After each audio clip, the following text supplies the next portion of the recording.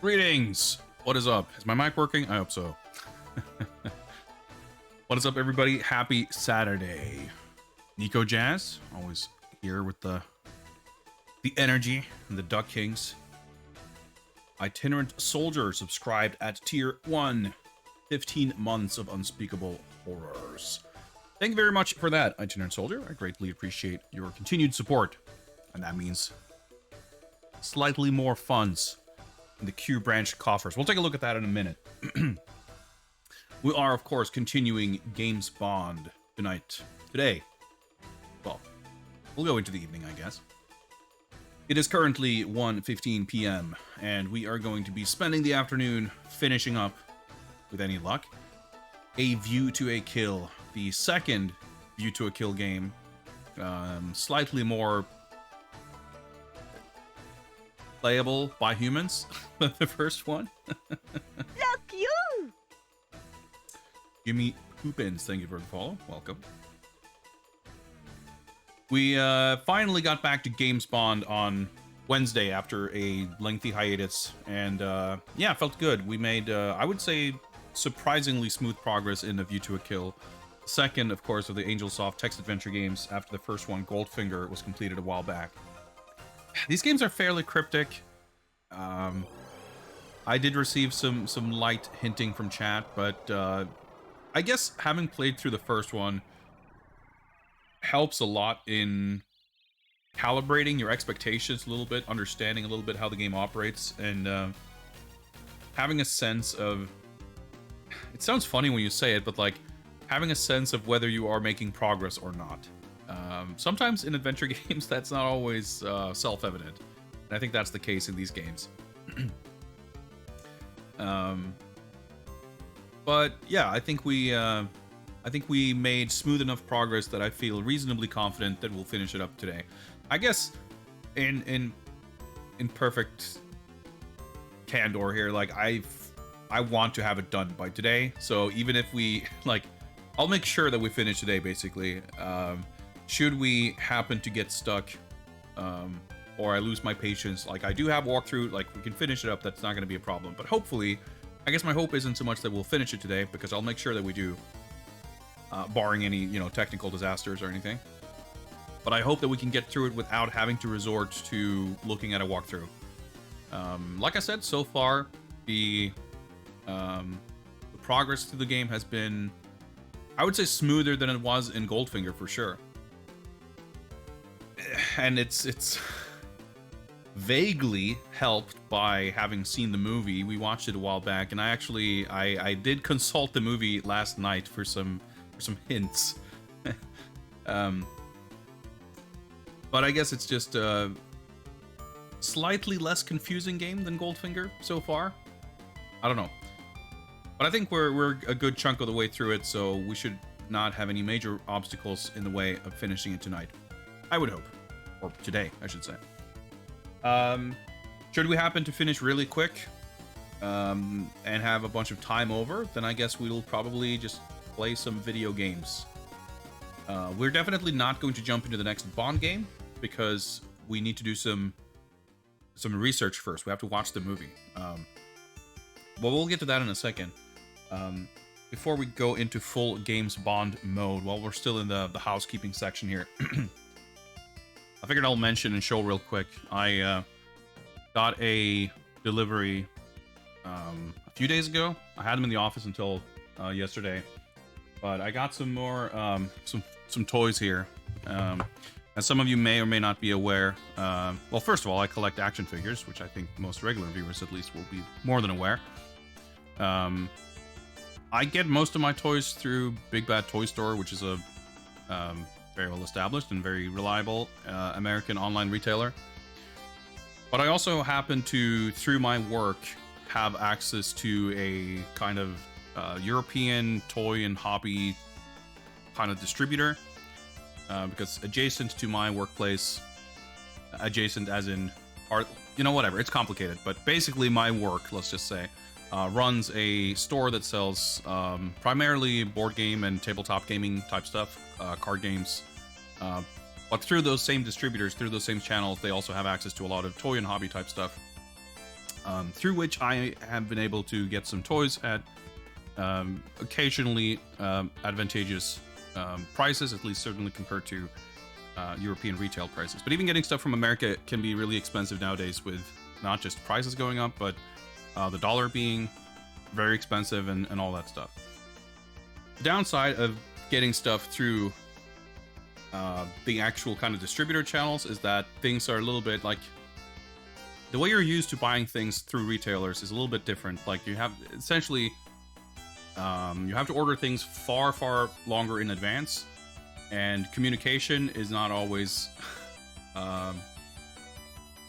present, and release dates are a little bit of a mystery. So you pre-order some stuff, and then a few months later, at some point or another, it'll show up. I'm pretty sure I'm still waiting for some Kamen Rider and Gundam model kits that have an estimated release date of August 2021. So you just never kind of know. And as it happened, King Randor showed up, and so did Whiplash. King Randor I was glad to get because I have, and I still haven't really opened them up, the Eternia Royal Guard, is that what they were called? Like, basically, there was like a deluxe figure that came out about a year ago, I guess, that has, it's basically Man-at-Arms, but with different and more armor. So you can create these kind of guards with similar uniforms. So I got 2 of those, and then the intention was to have them with King Randor. So now I finally have the King, so that's good. Nice looking figure. But then we also have Whiplash. And this is kind of funny because this figure has also been around for, I was going to say for a while, but actually looking at it, I think this is a fairly recent wave, because this has the mini comic Trapjaw and, what's his name? Digitino, who is, I believe, part of the Sunman universe. And those definitely started coming out relatively recently. In any case, I had been on the fence of whether I wanted to get Whiplash, and I'd actually recently been eyeing some figures on Big Bad Toy Store, because I have, out of the regular releases, I have most of the figures in the Motu Origins line, but I'm definitely not a completionist. I only get the figures that I like, or the characters that I like. That just happens to be most of them. But I skipped a couple, and at times I've been kind of going back to look for them and like, you know, maybe I do want to get this figure anyway. I'm not sure. And I guess Whiplash hasn't been around for, like, it's not a figure from 2 years ago that I still might want to get, but he was in stock, I think, at Big Bad Toy Store when I was looking at some stuff like the other week or 2 weeks ago. And at the end, I was like, I don't think I really care about Whiplash. But as it turns out, I guess I'd already pre-ordered him from my local hookup. And this would have been months and months and months ago. So I was just relieved when it showed up that, oh yeah, okay, good thing I didn't actually also get this from Big Bad Toy Store, because I don't think I would really need a double. But I'm also glad to have gotten it, because even though this is not a character I have any kind of connection to or remember from being a kid or anything, it unfortunately does not quite come across on camera, because the colors on my webcam are terrible. But he is like super vibrant. Like the super bright green color is so awesome. Like, I love these figures. They're really fun, and for me, like, a huge part of the appeal is that they are so vibrant, figuratively and literally. Even compared to the 80s figures, like, a lot of these, even though they have like very similar design, like, they basically look the same. But if you compare them side by side, the new versions are actually more like bright and colorful. Oh yeah, I'm not sure if I showed this off. Of course, you get the artwork. It's always pretty sick. Got Fisto and Battle Armor He-Man in the back there. Kind of unusual that it doesn't show more characters. I feel like there's usually a bunch of them. This is actually kind of interesting here on the back of the Randor packaging. I'm really intrigued by this because, of course, you got Buzz-Off and Stratos in the back. And on the far right, you got one of those Eternia Guard dudes. Can I get some focus here, maybe? Maybe? At some point? There we go. But, like, what's going on there? It's like some kind of a Sasquatch. And then I guess there's like a queen bee, some kind of armored minotaur, and whoever this bat person is.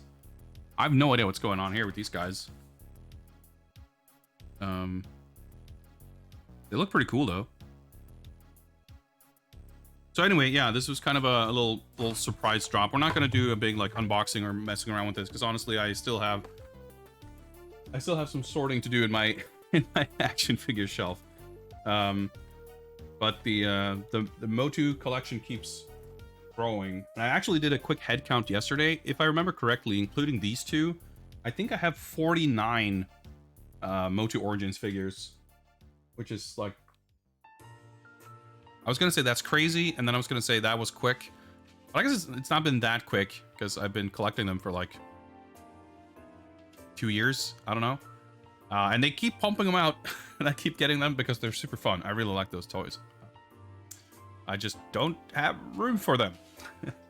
I recently packed away my NECA Alien vs Predator figures to clear out space in my figure shelf, but that became the GI classified shelf. So I need to figure something else out. Currently, I have one shelf that's like just filled to the brim with Master of the Universe, and then I have like, I don't know, probably between 10 and 15 other figures just standing around on shelves, like kind of like what you see behind me. I mean, there's Panther right there with Evil Lyn sitting on it, and then there's Battle Armor Skeletor right there, and there's Battle Cat and Battle Armor He-Man. There's of course Geese and Terry and Streets of Rage 4 Axel over there. Oh yeah, there's Skelly God also from the Masterverse line. Whatever, you know, I have more figures than I have room for, but I'll figure something out. In the meantime, I'll keep buying shit, I guess. That's how it goes. But anyway, yeah, just some quick housekeeping, some action figure collecting updates. But what we're really here for is, of course, James Bond. We are today picking up where we left off with James Bond 007, A View to a Kill, the text adventure by Angel Soft. Let's see here. Can we get some data here? Boom, there we go. Adventure above and beyond all other bonds, which is it's a good tagline, but I don't know if it's very accurate either for the nature of the game or to describe Roger Moore in this particular motion picture. I don't know. But yes, the game follows the plot of the movie, more or less. And we started the game by collecting this microchip from the dead body of Agent 003 in Siberia. And by, well, not so much by studying it or doing research, because in the game, when we arrive at M's office, M already has all the intelligence for some reason. We don't have to actually analyze the microchip. It's a little weird, but anyway, we get a connection to, I don't know, microchip entrepreneur Max Zorin.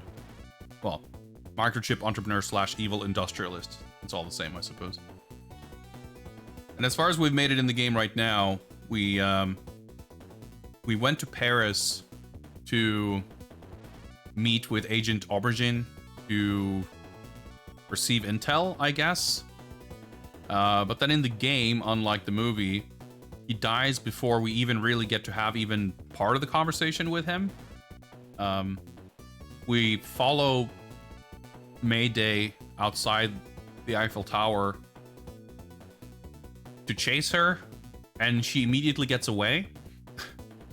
And then we just go driving for a little bit, and we end up at Zorin's horse stables or whatever. In the movie, there's like a big auction that they sort of infiltrate by going undercover. In the game, I guess there's no auction part. We find a parked car that, like, in the glove compartment, there's just some details on our secret identity or whatever, our cover. So we just drive up to Zoran's chateau as James St. John Smythe, and we're just there. It's fine. There's a party. This happened about 10 minutes after we fell into a river trying to parachute out of the Eiffel Tower. But that's neither here nor there, I suppose. So we'll get back into the game in just a moment. Now, of course, we also need to check in on our Q branch funding status. This is, of course, the mechanic by which we will unlock the additional secret bonus missions. We'll link this in chat right here for those interested. There you have the spreadsheet right there with all the details, the list of games and everything. And there are 50 official games on the list currently, with a number of secret bonus missions to be added as Q Branch receives its necessary funding for research and development of the technology required.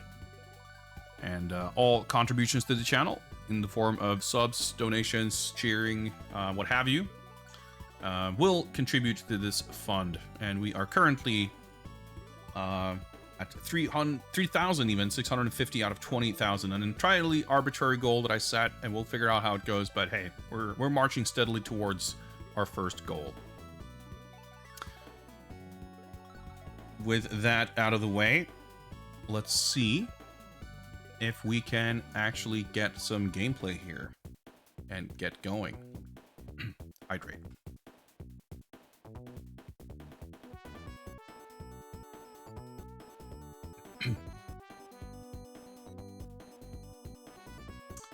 All right, here we go. Now, these hybrid front jams, hot as they are not quite the atmosphere we need. So let's get that sorted. See if this will help us get into the atmosphere. Hey, what's up, Cody? Happy Saturday.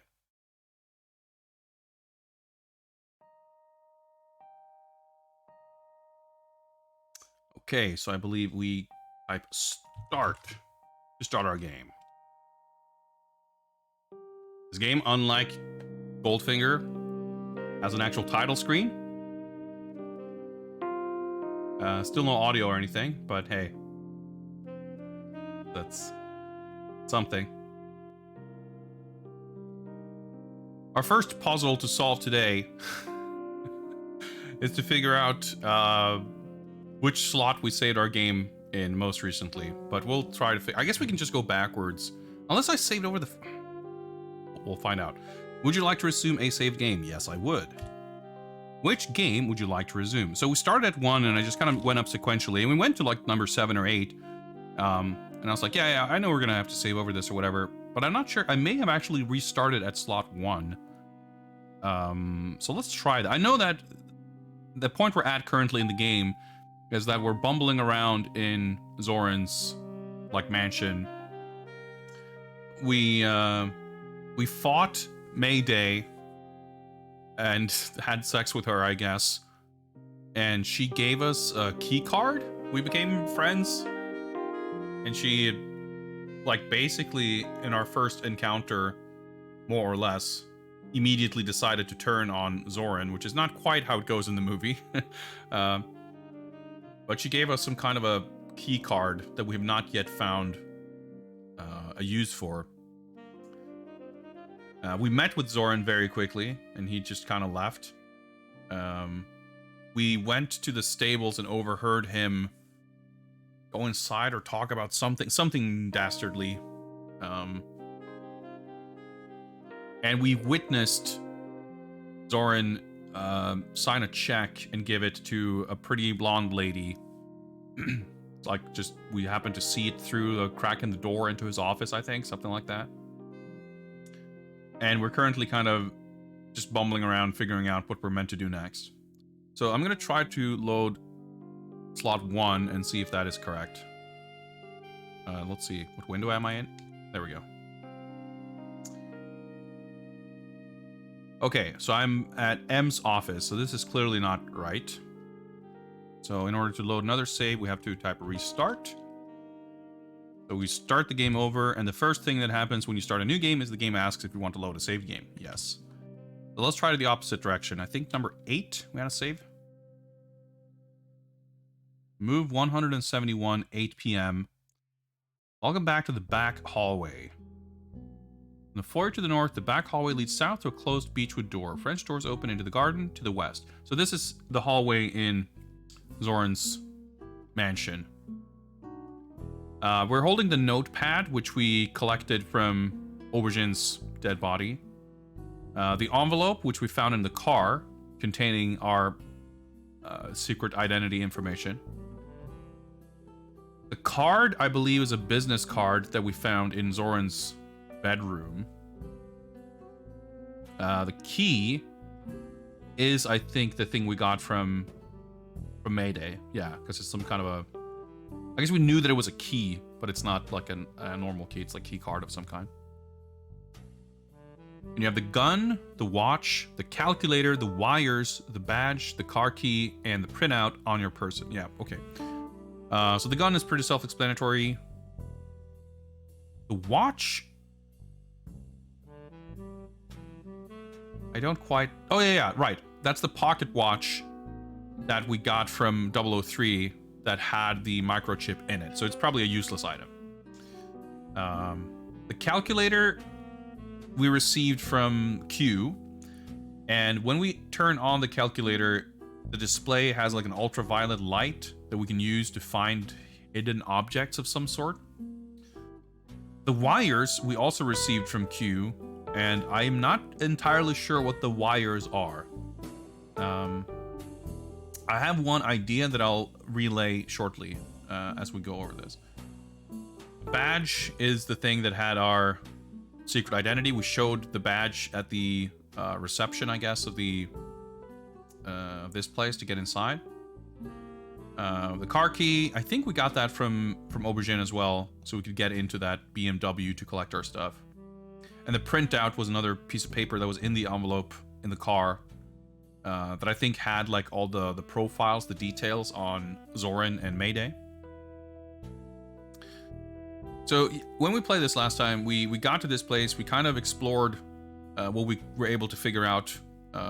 We met with Zoran very quickly, we ordered a drink from the bartender, we listened to him sneak in somewhere in the stables, we did the whole thing with Mayday. And that was pretty much it. So we do, the obvious like remaining piece here is the closed beechwood door as it's described here. This door leads into Zoran's office, I guess. And we saw him, again, talk to this blonde lady and give her a check. Because we were a little bit stuck here at the end of the stream last time, I decided to rewatch... Well, I didn't rewatch the movie, but I checked out the movie quickly last night and tried to skim through the relevant scenes. So I kind of rewatched the part, the M/Q briefing to see, like, did Q give him these gadgets in the movie, or did he explain something? But no, not really. Like, in the movie, Q is driving around his little remote control dog, and Bond, like, makes fun of him, I guess.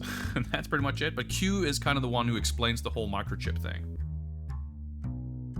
And that, I forget if they go over this in the game, but in the movie, I guess, they explain that these microchips are like designed to be impervious to an electromagnetic pulse, and that it's connected to Zoran somehow. So the calculator and the wires are not, at least they're if they exist in the movie, they don't exist in the same way they do in the game. Now, what happens in the film when Bond shows up at this place is that he has an amazing pair of super secret spy sunglasses with giant like dials on the side that he like adjusts to, like, I don't know, change the zoom level or whatever, and he uses those to like spy on Zoran and the lady in his office. That's not in the game. We just sort of see them through the door or through a window or whatever. But he does sneak into the office, and he does so using some kind of lockpick or some kind of maneuver. Like surely he doesn't have the key, so he's using something, but it's not like it's not drawn attention to in the film. There's no scene of Q giving him a lockpick or anything. Maybe we're just to assume that he would have one. I don't know. But he goes inside and he opens up. Actually, I think he uses the lockpick or whatever it is again to go inside Zoran's desk, find his checkbook, and then he uses some kind of device to, like, not copy, I guess, but he's sort of tracing, I guess, the imprint of the pen from the last check he wrote. He does some fancy spy shit to essentially get a copy of the check that he wrote, so he knows who it was written to and for what amount or whatever. But the relevant piece here is that he uses some kind of device to break and enter, essentially. So I'm thinking that is what we're meant to do. And I don't understand what the wires are, but maybe they are a lockpick. Maybe I insert a wire into a keyhole and it unlocks something. You know, you can like a car door. You you break open a car door, or not break open, but like you break into a car with like a wire coat hanger or something. Maybe it's something like that. I have no idea, but it's the best idea I have, so I'm willing to give it a shot. Well, let's start the timer.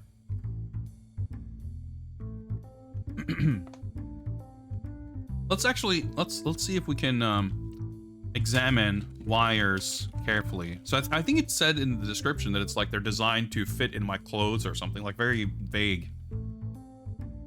Yeah, this set of thin wires has been handpicked for you. Because of their size and flexibility, they're easy to wear in one's clothes. Like, it says nothing about what kind of wire it is or what it's meant to be used for. A bit cryptic, as these games tend to be. So the Beechwood door, like, you typically can't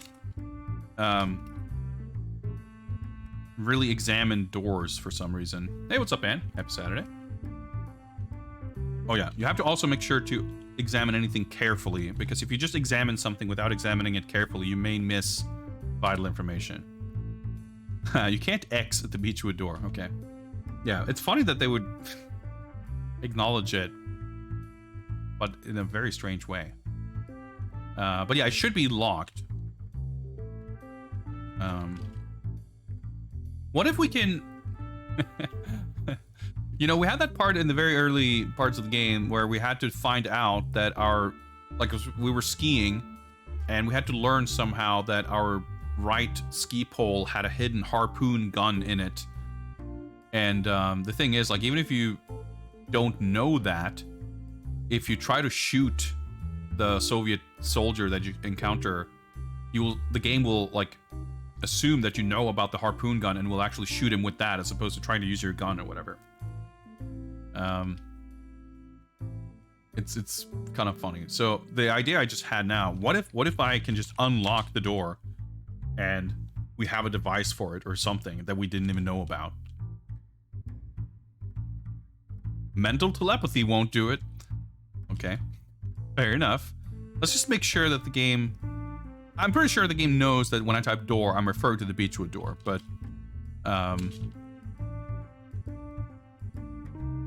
yeah. I'm assuming what it's trying to say here is that I have to define how I mean to unlock it. Which is fair enough. This command shouldn't work, but I'm just curious to see if it... the parser in this game is pretty funky. Can we pick lock? That couldn't possibly be locked. Yeah, I think it's ignoring pick because it doesn't recognize it as a verb, but it does recognize lock as a verb, and because I didn't put a subject, it's confused. And hey, you know what, game? That's the feeling's mutual. But okay, let's see then. Um, can I unlock door with wires? Like, is that a thing? You succeed in unlocking the door with one of the wires. Oh, okay, the wires are a lockpick. Okay, instant success. That's excellent, but I'm baffled. It's so funny too. Like, I'm glad I rewatched that scene in the movie to get the inspiration to try like unlocking the door or whatever. Maybe I would have gotten there eventually, but just through, you know, trying everything. But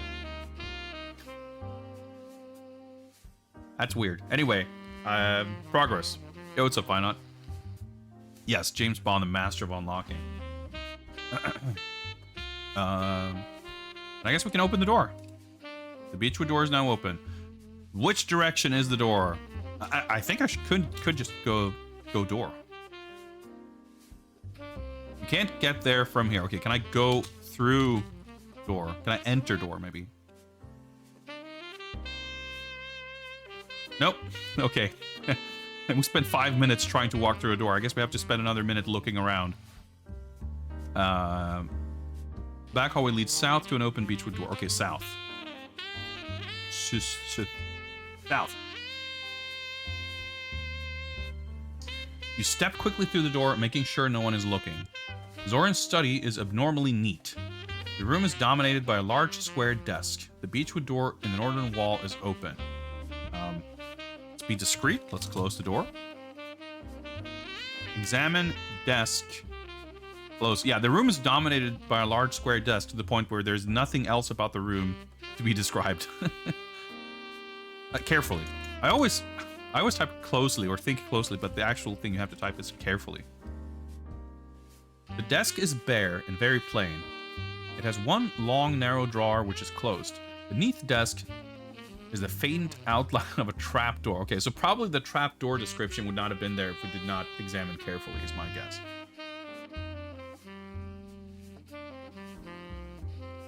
Let's open drawer. It's locked. Okay, can we use the... I mean, in the movie, like I said, he uses some kind of lockpick to get into the office, and then he uses some kind of lockpick to open the drawer. So, unlock the drawer with wires? That won't unlock it. Okay, maybe the plastic key. Because we would have been able to get in here earlier, but the key that we get from Mayday obviously has to be useful for something, right? So let's try that. Unlock drawer with key. The desk unlocks. Okay. Dude, we're making mega smooth progress here. Open drawer. You open the desk. It contains the checkbook and the letter. Okay. So when we played last time, after when we finished, I did go through the walkthrough from the beginning to where we were, just to kind of confirm that we didn't miss anything important. And we saw some things that I had missed that weren't necessarily important, like some things you could ask or like the conversation you can have with Moneypenny and stuff like that, but none of it's important really. But what I saw was when you go to meet Aubergine in the Eiffel Tower restaurant, like the notepad that he drops, you can read it. You don't actually have to pick it up. There's a few things like that where the habit I learned from Goldfinger was that we collect all the items before we examine them, because the game usually doesn't allow you. But in this case, it seems like in this game you can examine certain things without picking them up. Then, like, I suppose we would be better off leaving stuff intact. So let's examine the letter carefully. I have to take it out. Okay, can I read letter? Maybe the guide was lying. Okay. Get letter. Examine letter carefully. The letter reads, Dear Mr. Zoran, we are resuming our investigation. Should you refuse to cooperate, we will report you to the proper authorities. The letter is signed by ICIC, the International Committee for the Impervious Chip. You've blown your cover. Zoran and 4 guards arrive on the scene and subdue you. My suspicions are confirmed, Zoran sneers. You really are James Bond. Zoran laughs maniacally as his goons beat you senseless and leave you for dead. M comes to your rescue, but you return to England in utter disgrace. Mission terminated. Okay, so...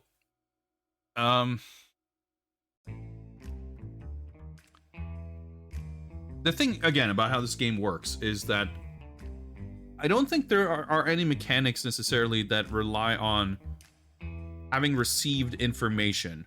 As in, if there's a password or some information or something that you need to provide, if you as a player have that information, the game will let you provide it, and that's it. And in fact, there are cases, seemingly in both Goldfinger and maybe this game, where the act of procuring the information you need is essentially dead-ending you, because doing so takes time, and time is always a factor. You always have guards on your about to catch you at any given time. So spending the time to find the information means you cannot, you don't have time to do the things you need to do. So basically you have to die as you get the info, so you can load a save game, have the information as a player, and provide it, where necessary. Which is kind of a weird way of doing things, but fair enough. It's at least really reasonably consistent. So when I load the save game and redo this, I basically don't need to bother with the letter, because unless I needed to collect this letter and give it to someone, actually having read it should not make a difference. And I don't think we really need, I don't think we really get any important information. Now, I guess it could be in some cases that you receive information or you do an action that gives you information that also, I don't know, hits some other kind of progression trigger. But like I said, in the movie, the purpose of breaking into the office is to inspect the checkbook and find out the information on what's her name? Stacy Sutton, I think. Because she was, Zoran is trying to buy out her part in the company or something. I guess maybe we'll find out. So we'll load the save game and maybe ignore the letter. Try to be a little quicker, not waste turns trying. That's the thing.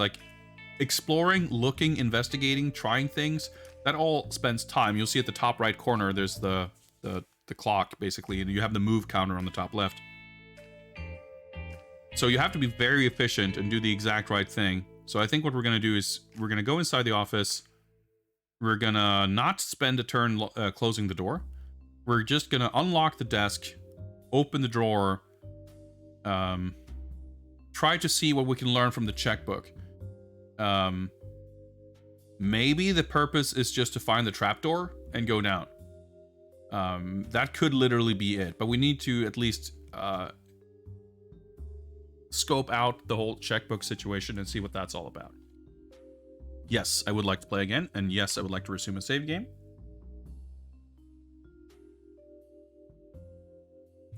Number 8. So let's unlock the door with wires. Is that how I tap that? That works. Okay.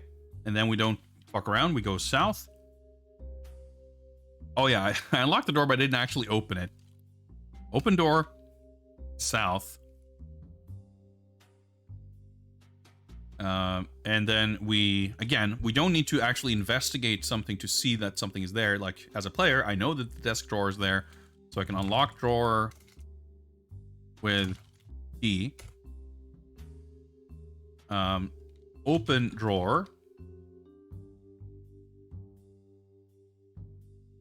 I wonder if I'm meant to use the calculator to scan the checkbook.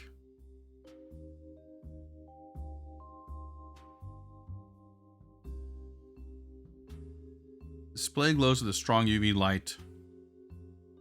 Man, I don't even know how that would work. I'm just thinking again, because in the movie he uses some kind of gadget to investigate the checkbook. But I guess we can just get the checkbook and examine the checkbook carefully. This is Zoran's personal checkbook. It is bound in rich Corinthian leather. The check stubs are blank, but you can see that some sort of pen has marked them. Man, this is I have to understand how a checkbook works to figure out some of this stuff, and that's not the easiest thing in the world in 2022.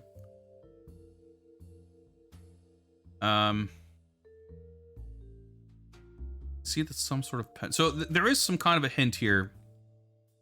It would seem, right, that there's something going on here. Can I, again, like, if this was like a point and click game, yeah, I would just use the calculator on the checkbook. But here I have to consider how the parser could, like, how could I convey to this game's parser what it is that I'm trying to do?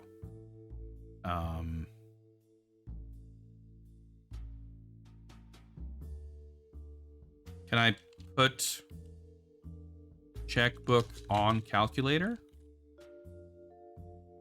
I cannot. That is not possible.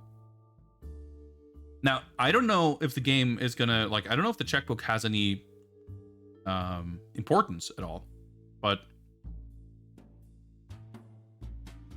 maybe I need to bring it someplace else. I don't know. Of course, I don't know how I am meant to use the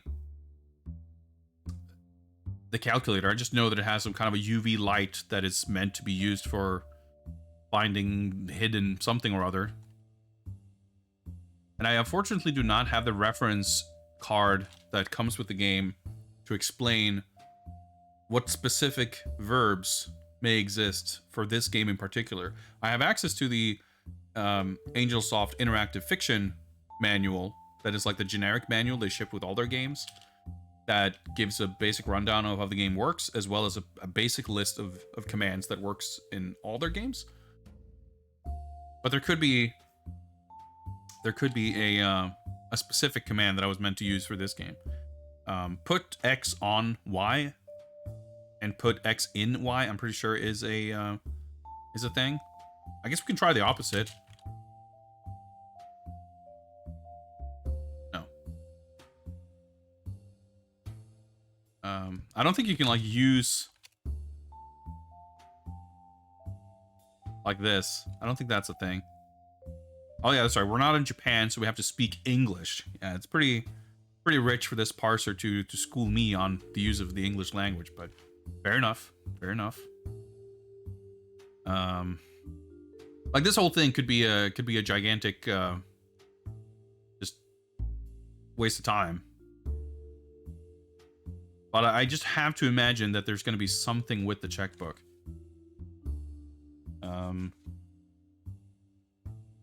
And this seems like something, like, logically, I don't think shining UV light on it would necessarily show,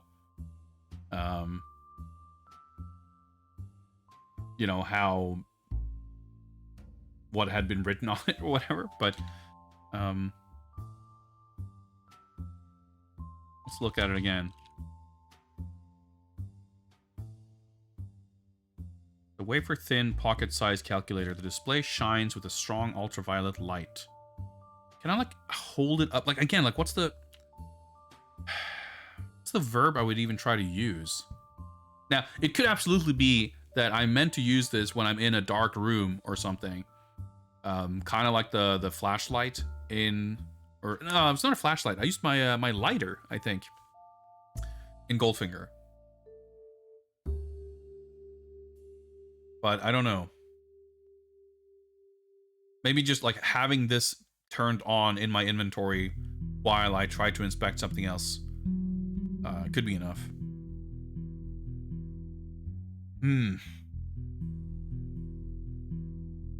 So if you think about it logically, what I could get from investigating this checkbook, like, again, going from what happens in the movie, is that I would be able to get the name, possibly, of the person, like this woman, and, you know, the amount of money or whatever. And maybe having her name would be something that in the game would help me overcome some sort of obstacle.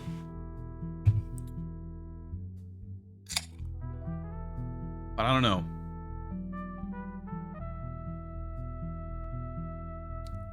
The games tend to skip over a lot of not just plot elements, but also just, I don't know, connective tissue and like how these set pieces and parts of the movie are tied together. So him finding that information, I guess, leads to him tracking her down. But it's like, is that going to be part of the game? Who knows? And even if it is, it seems entirely plausible that we could just get railroaded there.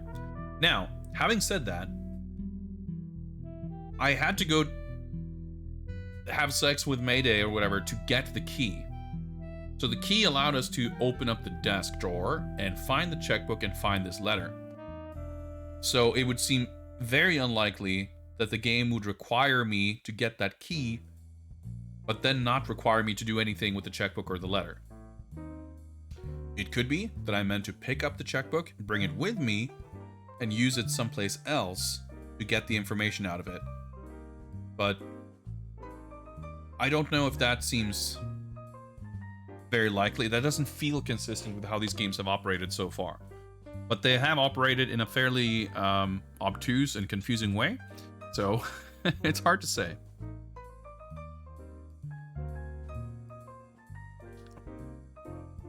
So one thing that I am curious to investigate here, just in terms of assessing our options, is that we found, what was it, the faint outline of a trap door under the desk. So can we open the trap door and like progress, or are we sort of stuck in here? And if we're stuck in here, then that means we need to probably do something with the checkbook. So let's try and see if we can open the trap door. The trapdoor is now open, but we blown our cover. So I don't think that we blew our cover by opening the trapdoor. I think we blew our cover by spending too much time in the room. Same thing with the letter. It doesn't make a lot of sense that reading the letter it doesn't make sense that reading the letter itself would make me get caught. But yeah, the Goldfinger was kind of like this too. We sort of sneak around, and if we hadn't done exactly the right thing, very quickly we just kept bumping into Goldfinger, run into his open arms, and he would capture us. So I guess what we can try is we can try to go into the office, open the trapdoor immediately, and go through it and see what happens. It could be that we were meant to go inside, get the checkbook, and get out real quick, and then maybe someplace else. Try to look at it. I don't know. Technically, we could probably go out to the front of the building, get in our car, and drive away. But I would have to imagine that we're not meant to go someplace else in Paris. All right, let's play again.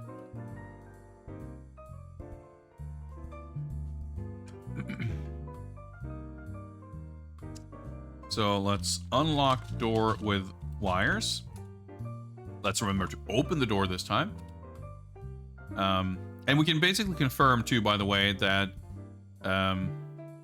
closing the door probably didn't make any difference, because we closed the door the first time and still got caught after like 3 turns. So let's go south. And let's open the trapdoor. Trapdoor is open. Can I look through trapdoor? This was a thing in Goldfinger. Nope, it just runs the look command. Well, let's go down through the trapdoor. Let's ignore the desk entirely just to see what's up here. You slip through the trapdoor. Zoran's fully equipped laboratory has apparently been designed for equine surgery. Shoved into one corner are stacks of sealed lucite crates filled with red, blue, green, and white ceramic microchips. An opening in the north wall leads to a dark passage beyond. The trapdoor is above you. You see the metal box.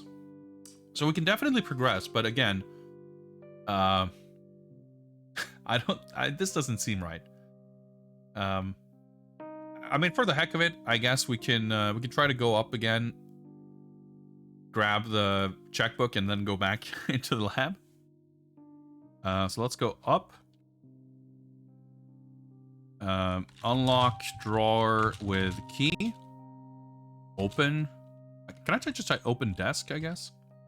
Yep. Get checkbook. Close desk. Okay, too many turns. I blew my cover. I probably didn't need to close the desk. I probably should have just gone down. Trapdoor. Okay, but let's try that. Let's go into the office, get the checkbook, and then go into the lab. Resume save game number 8. Unlock door. Can I do this? Unlock door wires. Nope. With wires. Open door. South. Unlock desk with key. Open desk. Get checkbook. Open trapdoor. Down. There we go. We slipped through the trapdoor. There's a metal box. There's... we can go north. So there's only 2 exits. Most rooms in these games appear to only have 2 exits, which is kind of nice. Makes navigation a little simpler.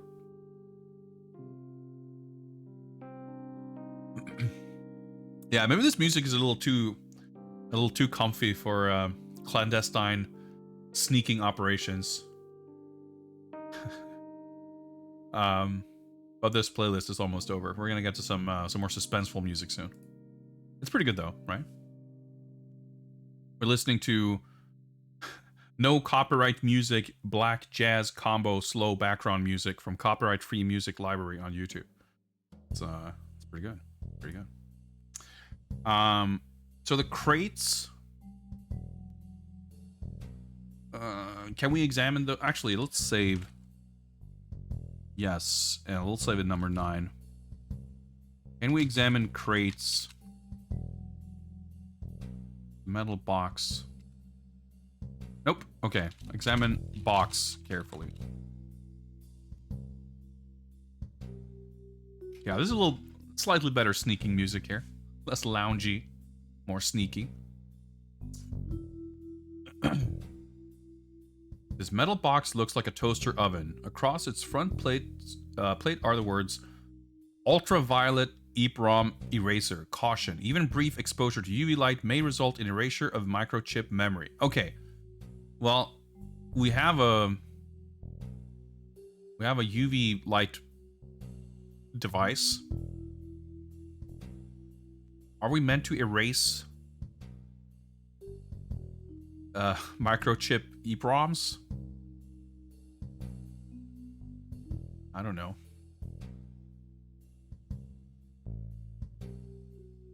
Calculator is off. Okay.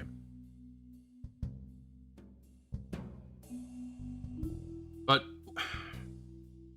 it would sound to me, though, that this device itself would emit ultraviolet light inside of it, right? You open the box, you put your microchips in the toaster oven, you close it up, you turn it on, and it, you know... So I don't think shining UV light on this thing is gonna serve much of a purpose, but I don't know. I don't know why erasing microchip memory would be something that we would or would not want to do anyway. Hey, what's up, Macaw? Doing some cryptic Roger Moore text adventuring here. Pretty good, though. Pretty good. I guess we can go into that north hallway and see what that room is about. Still don't know what. I don't know anything about anything, I feel like. Alright, let's get some suspense, detective, secret agent, spy movie, cinematic background music, no copyright music going here. Got some vibes going, for sure. Okay, well, toaster oven across its front plate. Like, does it open? You have an inventive mind, but that just won't work. I guess not. In my mind, like, toaster ovens are definitely not a thing here, but I've used toaster ovens in Japan, and in my mind, a toaster oven is a thing that has a hatch or a lid or a door or something that opens, but I guess, what do I know? Maybe it's just the actual toaster. I mean, it's not an actual toaster, but whatever. Whatever. Let's go north, I guess. There didn't seem to be anything else to investigate in this particular room. I like put checkbook in box.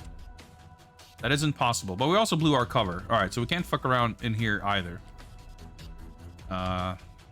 Pursue my save game number 9. So I'm in the lab. Okay. So let's ignore the box for now. The shoved in one corner stacks of sealed lucite crates filled. Okay, so I couldn't examine the crates, which probably means we can't examine or interact with the microchips. In regards to character archetypes, a James Bond is kind of a cross between an Indiana Jones and a Rambo. I feel like that greatly depends on what Bond we're talking about here, and what movie and what circumstance.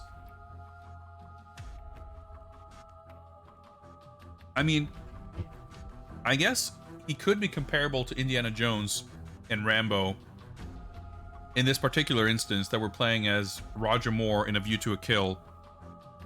Because in their most recent installments, both Indiana Jones and Rambo are like 98 years old. And so is Bond in this movie / game. So you know what? That actually checks out. Okay, let's just assess what even is going on in these locations and what's available. So let's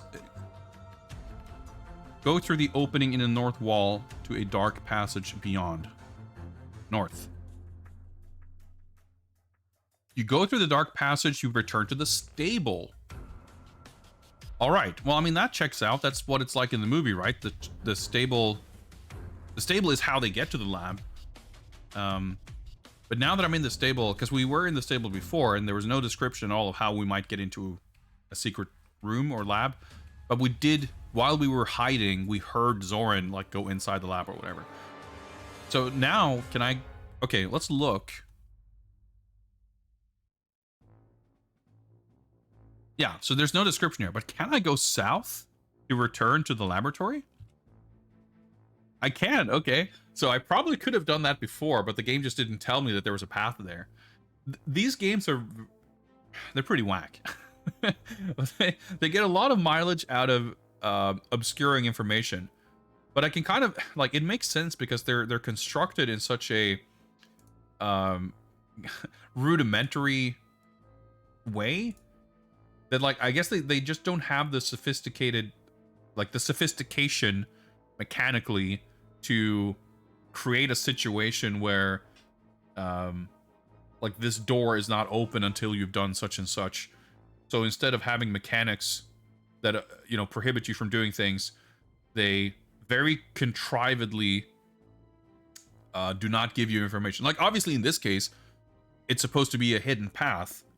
Yeah, it makes sense that you wouldn't have seen it from the stable, but it's just kind of funny. But I mean, there's a lot of other things too, where, like, there's a puzzle in the beginning of the game that I mentioned where you have to figure out that one of your ski poles has a hidden harpoon gun in it, but you have no information about that. Like, you have to investigate your ski poles very closely to get a hint that it has a harpoon-like sharp edge on it, and based on that hint, when you're confronted by a soldier, you just have to type in the command, like, shoot soldier with ski pole, and the game's like, why, yes, there is a hidden gun in your ski pole, and, like, you're not told about it. You just have to, it's very vaguely implied, provided you search for the correct hints.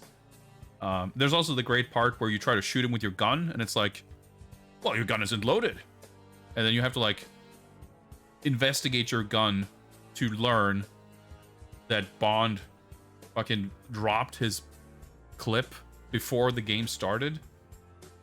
It's pretty dumb. But anyway,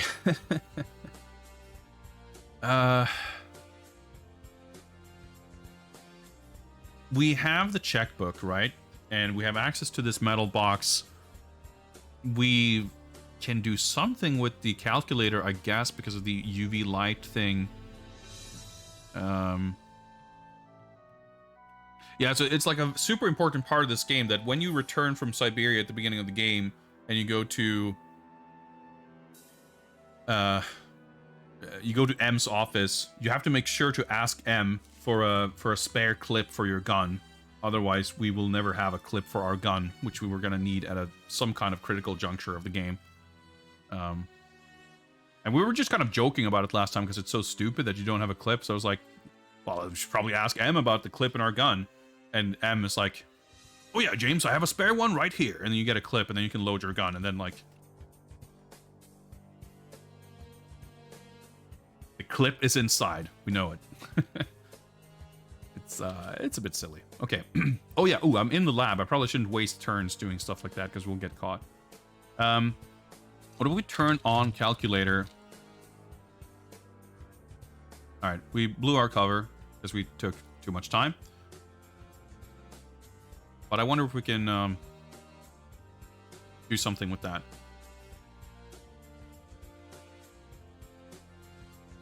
And basically the entire game is like this, except for the one part we were at when we started this stream, where we're just kind of wandering around the hallways.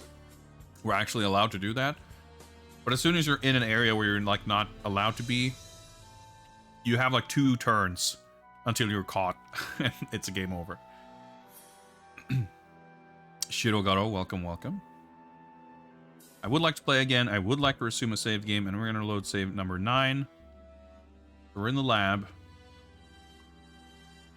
So we know that North is just going to get us out of here into a location where it's safe to be. But if we turn on calculator, if I can spell, display glows with a strong UV light.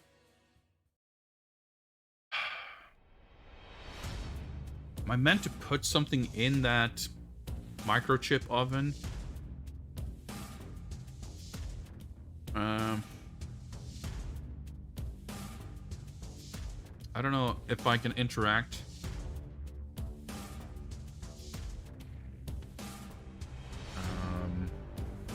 Can I put calculator in box? I guess I cannot. Can I put the calculator on the box?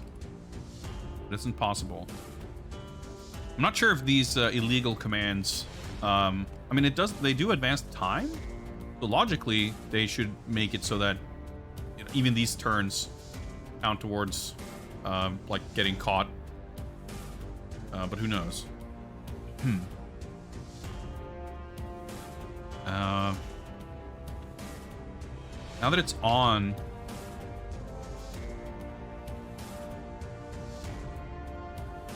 watch an even brief exposure to UV light may result. So maybe I am exposing it to light right now.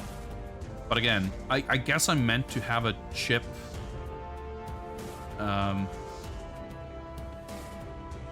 Put it in there and erase its memory or something. I don't know.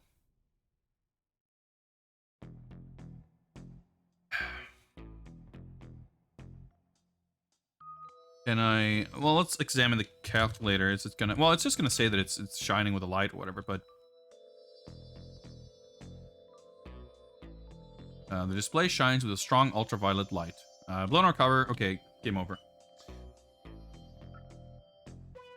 So, I suppose what we could do is we can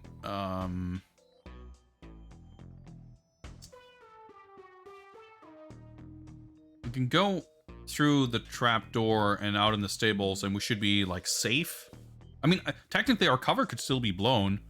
We blew our cover by ordering a vodka martini, shaken not stirred, which was pretty funny. It was especially funny because it was the first time we actually game overed by getting our, by having our cover blown. So I thought it was like this super hidden, unique game over, and I thought it was amazing. And then it's like, oh, okay, literally doing anything will blow our cover. But it was still pretty funny that they acknowledge it. So if you order wine, you're fine. I guess we'll try that. I guess it's worth figuring out. Resume save game 9, and just get out of here. I guess. How far into the movie is this? I would say in the first third. It's pretty early. Like I said, we looked at the walkthrough after last stream just to. I didn't look ahead, but I just caught up to where I was in the game to see if I'd missed anything important. And based on like the scroll bar in the walkthrough window, it was like halfway through the game, very roughly. Like halfway through the page, I guess. But it's hard to say if the page, how much stuff was at the top and bottom of the page that isn't strictly part of the walkthrough. But we're probably a good part of the way through the game. It's like the third location, basically, right? Because we had the Siberia part first, and then we had like M's office. No, it was the fourth. Because we had the Eiffel Tower and the Paris chase. Well, it's not really a chase. We drove around Paris. And then we arrived at the chateau. So, like, we've been through several locations, which, again, if we judge from Goldfinger, Goldfinger had, like, the streets, like the car chase. And then we dropped down to the factory / Goldfinger's house. Then we got into like the underground secret lab tunnels. And then we flew to New York / Kentucky, and we got to Oryx Stud, his horse ranch, and that was basically the final location. This game is probably a little bit more expensive because we're in Paris, and we certainly are going to go to San Francisco at some point. But I reckon we're probably almost done at Paris. We probably just need some more hint or information before we go to San Francisco. But in San Francisco, I don't know if the city hall, like the fire, like in the movie, there's a bunch of stuff that happens, but like there's the scene where Stacy and Bond get framed for the murder of, what's his name? Howe, the government dude, whatever, in City Hall. Zorin and Mayday show up and they kill him, and they light the whole place on fire and frame Bond, basically. And that's the whole big fire escape sequence, which was one of the stages in the other game, the C64 game. And then there's the whole stuff with the mines under Silicon Valley. But there's other stuff too. Like there's a big like fire truck cart chase. There's the part where they get attacked in Stacy's mansion. Who knows? But I'm sure like this game is gonna skip over a lot of stuff. I mean, it kind of already has. Although like it's funny because yeah, like the first 2 minutes of the movie took like an hour. But of course they're not going to be like as like not every part of the movie is going to be as detailed in its depiction. Like I said, it's already like skipped over a bunch of parts. Skipped over parts, but also kind of truncated and sort of combined parts. Anyway, welcome back to the lab.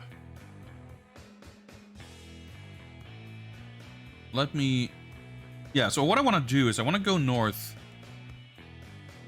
I'm assuming we can't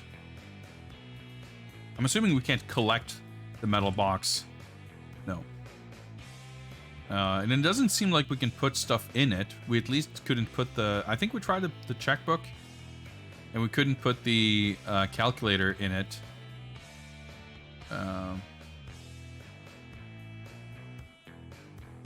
Hard to think. The card thing, whatever. Well, let's go north. So we're in the stable. Let's look. The garden is to the east.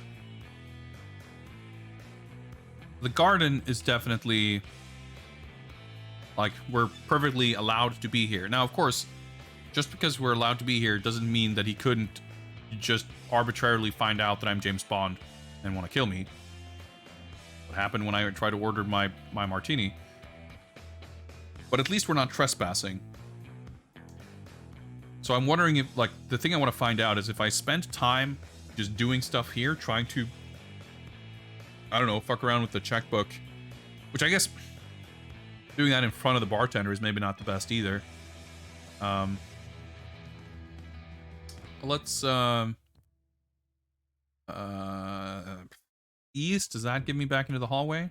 Yeah, okay. I guess I can close the Beechwood door. Yep. Let's examine the checkbook again.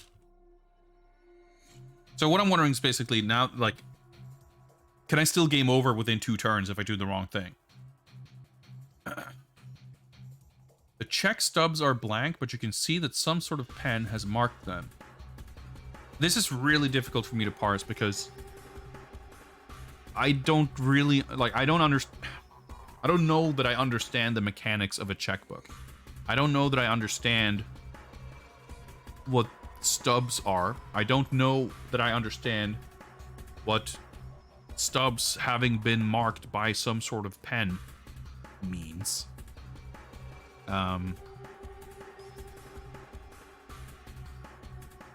Again, I know in the movie that he has written a check and some sort of device that Bond has lets him, what I'm inferring from the movie scene is that he can sort of, there's like, it's like imprinting with ink or whatever, like the depressions in the paper to show what Zoran wrote. At least that's what I'm assuming is happening. And he gets the information that was written on the check through there. So because that is what, like, the purpose of that scene in the movie is for Bond to get that particular piece of information. I'm assuming that for them to have put the checkbook in the game would be for a similar reason. But I don't have the device that he has in the movie. I have the ultraviolet calculator thing, but if I meant to use that, I have not been able to figure out the mechanics of how I'm meant to use it. Like what verb I'm supposed to use. And the way it's described, this is kind of a typical thing, a recurring thing in these games, where you have a vague idea of what you want to try to achieve, but you're not helped, let's say, by how the game phrases certain things.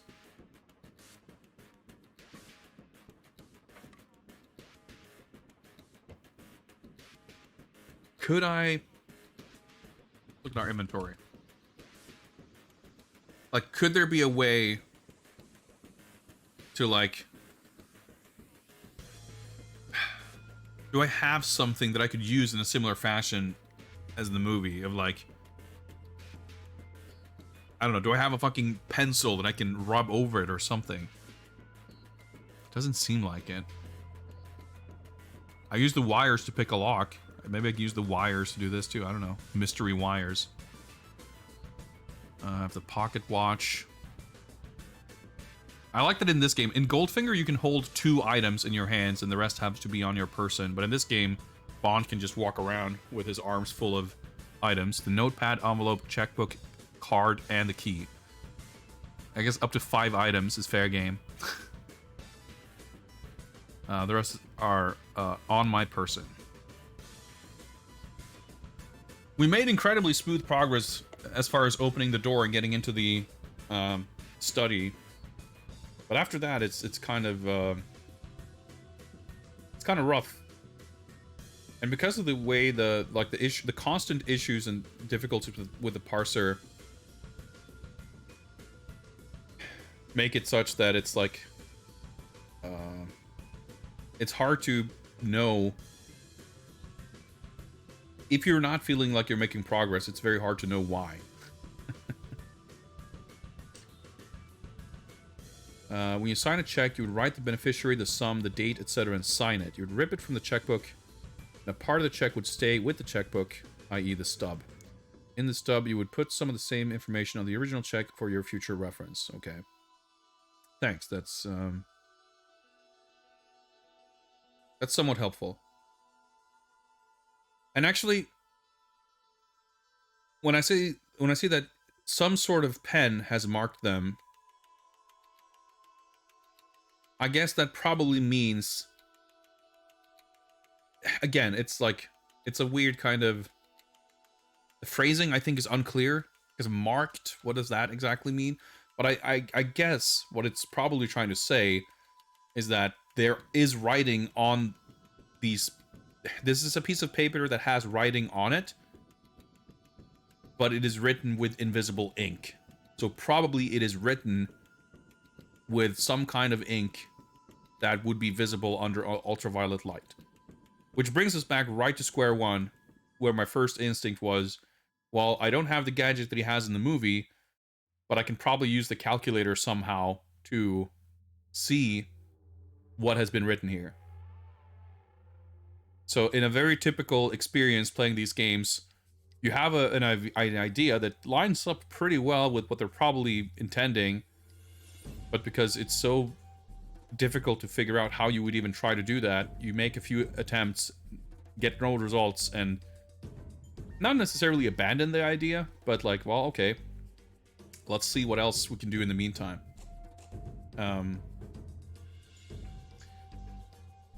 But again, I don't, like, there's nothing else. You know, we gained access to the study. We got the key from Mayday. We opened the desk. The letter seemed meaningless. So obviously the checkbook, both in terms of its meaning in the film, but also the fact that there's something going on. Like, you can see that some sort of pen has marked it. Like, that's obviously some kind of a clue.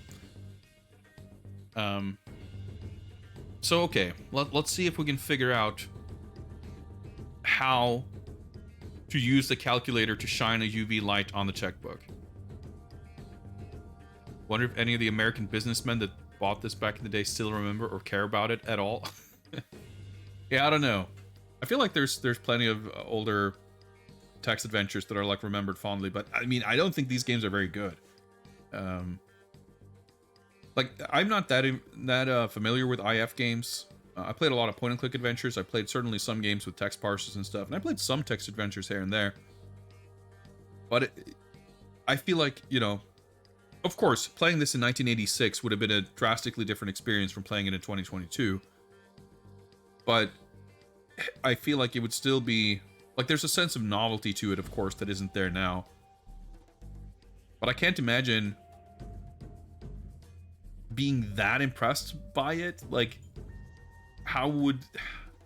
I just can't see a scenario in which you play this game and come away with it with, like, amazement and a sense of immersion, more so than the feeling of confusion and exasperation you feel from, like, what the fuck am I even meant to do and how does this work? And, like, whenever you do make progress, it's every bit as confusing as when you don't.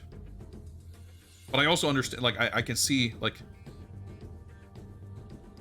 I would never think to condemn, like, or, you know, judge the format of interactive fiction or text adventures based on this, because, like, I feel like what little experience I have with these types of games, of similar types of games, are so drastically more, not more sophisticated necessarily, but just, like, the mechanics and the inner workings of the game get so much in the way of experiencing the narrative in this that it's like,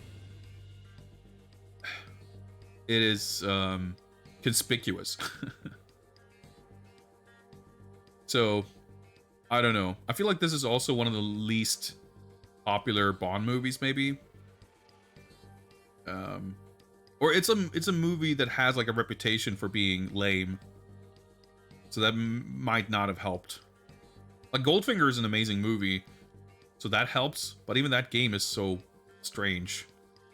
So I would have to imagine that if people had, like, nostalgia for these types of games from that time period, for them to be particularly nostalgic about these ones, I would have to think would either require being a heavy Bond fan, or maybe not having access to much better games.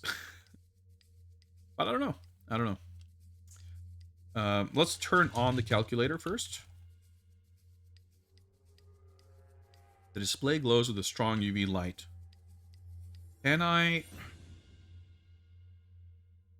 shine calculator on checkbook?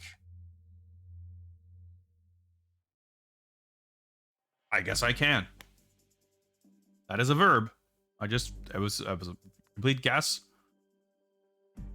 This is Zoran. I mean, maybe I just needed to type calculator checkbook. Like, I don't know. This parser is a mystery. In any case, this is Zoran's personal checkbook. It is bound in rich Corinthian leather, blah, blah, blah. The ultraviolet light reveals that the ledger is kept in invisible ink. The last check was made out to one SS for $5 million. That is information, and having seen the movie, I happen to know that SS stands for Stacy Sutton. But how does this advance the game? That's the question. How does this advance the game? I guess I can return the checkbook. Like, it could be that now that I've done this, Zoran is gonna catch us, and then we're gonna be transported to some other scene, and then the game continues. I don't know.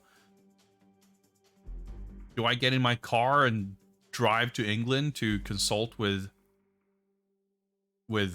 M? Am I supposed to find out who SS is and find a connection to San Francisco and travel there? I don't know. I don't know. We haven't read the letter in this playthrough. So, well, let's save, I guess. Whoops, I was in the wrong window, I guess. Save. We'll save over 1. Yes, okay. So let's open door. Go south. Put checkbook in desk. Get letter. North. Examine letter carefully. The letter reads, Dear Mr. Zoran, we're resuming our investigation. Should you refuse to cooperate, we will report you to the proper authorities. Letter is signed by the ICIC, the International Committee for the Impervious Chip. Yeah, I guess that's the EMP impervious chip that he is developing or being part of somehow. Okay, they have an international committee, I guess. Is there hidden ink on this letter? Damn it.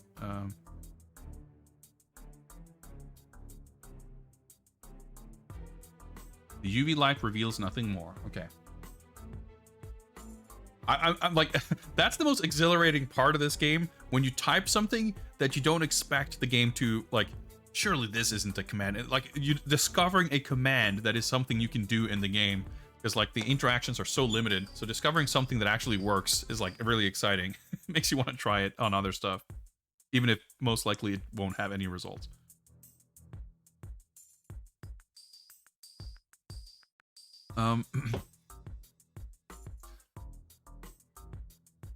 But maybe we can try to shine the light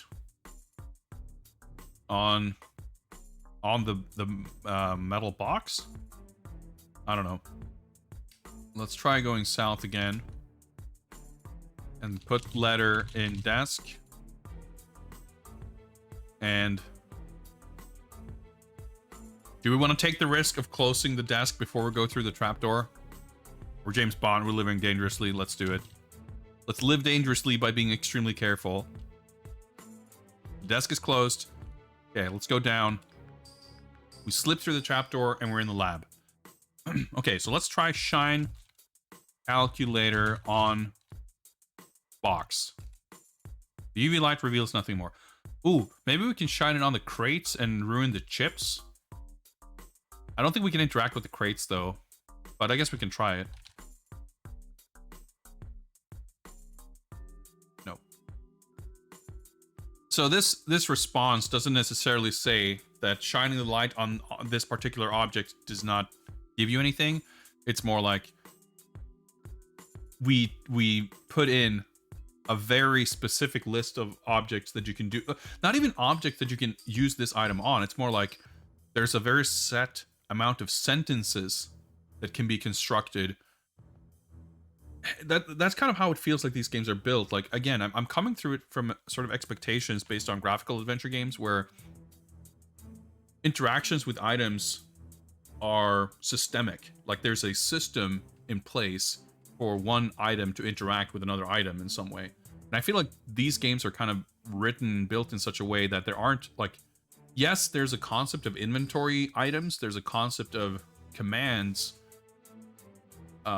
There's the fact that you need to have an inventory item to, like, you have to have the wires in order to use the wires on a door, for example. But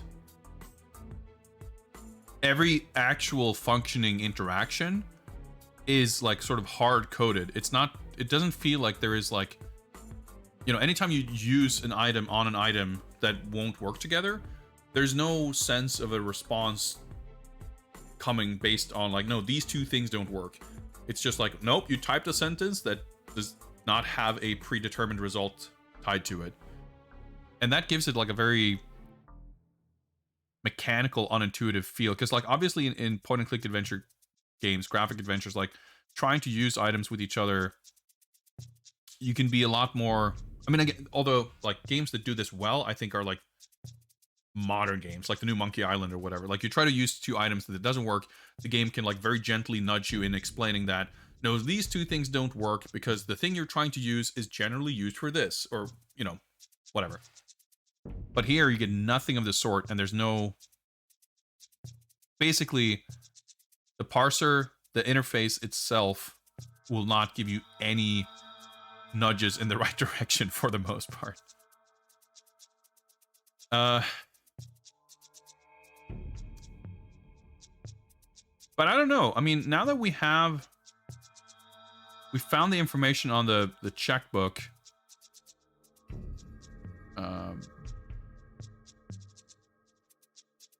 Maybe that's all we need? And we just have to wait to get whisked away to some other thing? I don't know. Go through the stable. Turn off calculator so we don't walk around with a suspicious UV light, maybe? I don't know.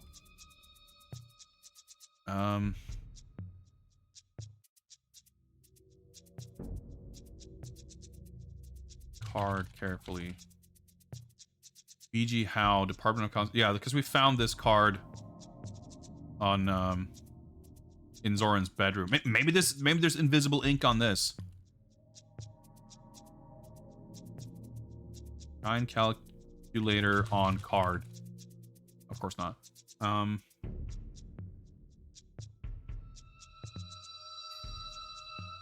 Try the letter, yeah.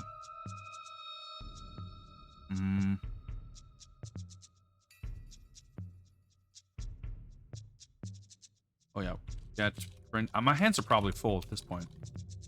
Nope. I can hold even more stuff. Okay, shine. Oh, okay. So let's read the printout. We're getting the lore on Zoran and Mayday. Born in Romania during World War II, raised and educated in USSR, Zoran is one of the group of people whose mothers were subjected to chemical experiments. The offspring who survive have been diagnosed as geniuses. Many of them are also psychotic. Rated Z Industries, which it is called Zoran Industries in the film, by the way. They just changed it in the game, I guess. Became a multi-millionaire after 4 years of unsurpassed developments in microchip technology. Loves racing and breeding horses. His companion and bodyguard Mayday is never far from his side. See below. Mayday. Statuesque black woman. All right. Oh, yeah. She's unusually muscular at 125 pounds somehow. Given name unknown, origin unknown, CIA reports that she was implicated in several murders of American officials, has been working for Zoran for the past 6 years. Known to be proficient in martial arts. Well, we were able to subdue her, so that's fine. Well, I'm at a loss. Like, and this is, again, a kind of common thing in these games where it's not that I don't know how to advance, it's like I don't even know what advancing would mean. Can I drive to an airport and just fly to San Francisco like we could in the first game? I don't know. Like what? Like Stacey Sutton was here in the film, Bond like tries to hit on her basically, and she's like she leaves, and they don't get in touch with each other until much later, I think.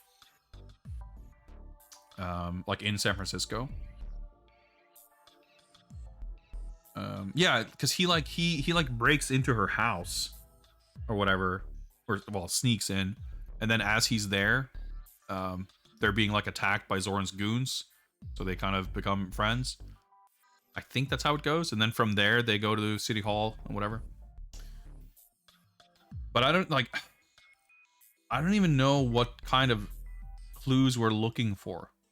Like, these games are so much like that. You're just dropped into the game, asked to, fuck around, and you have, because you don't even know what you're trying to achieve, you have no basis to gauge whether you're, whether you're achieving anything or not, essentially.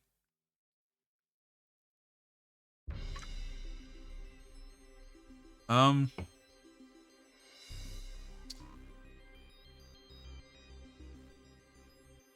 I use this command? Wear printout?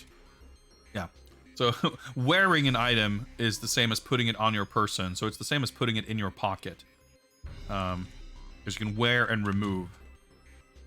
As a calculator is convenient. What else are we holding? The notepad. Let's wear notepad. Wear our envelope. Nope, the envelope cannot be worn. Okay. Wear card. Card cannot be worn. Okay. Doesn't fit in the pocket. Let's go east of the garden. Bartender. Zoran. Oh, that's right. You can't talk to the bartender because he's busy. Can I ask for wine? He's too busy serving guests to serve me. Okay. Look. Bartender is here. Can I maybe show something to the bartender? I mean, probably not. But can I like give card to bartender?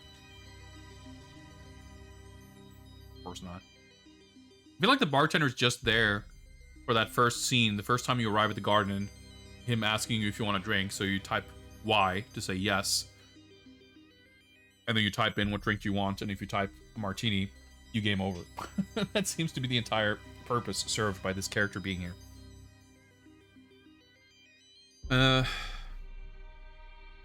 Like, all the rooms are pretty... they're described in detail, but in a way that also makes it clear that none of the details described have any impact on the game. Can we go back to the foyer? Like, is Jenny Flex still there? She gonna... I don't think she's there. Like, she was there when we arrived now. I think she disappeared. Like, once we were done with Mayday, she also just disappeared. The characters don't seem to hang around much. Having read the checkbook information, did someone possibly spawn? Like, maybe meant to hold on to that? I don't know. SS, $5 million.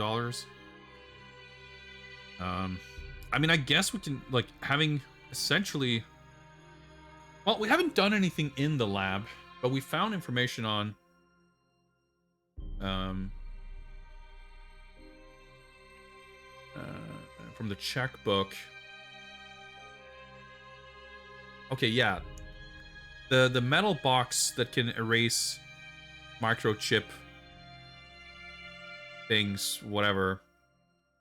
We haven't done anything with that, and that seems a little suspicious, so we probably need to do something there before we leave. But it says it's meant to, like, remove microchip memory. Is there a microchip in the key? Do I put the key in the metal box?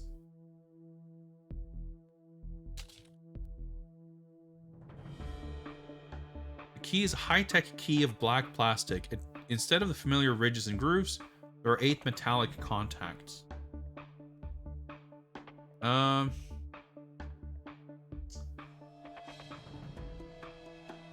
What could possibly be the intention?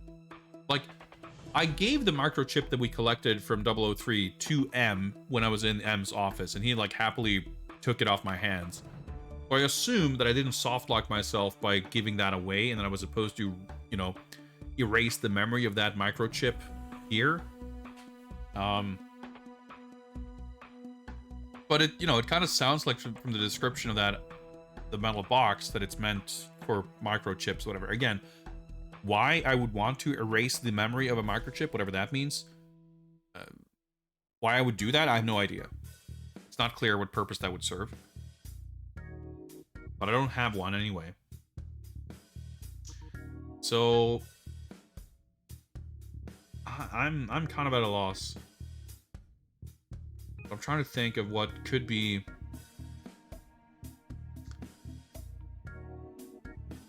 Well, I guess if Bynot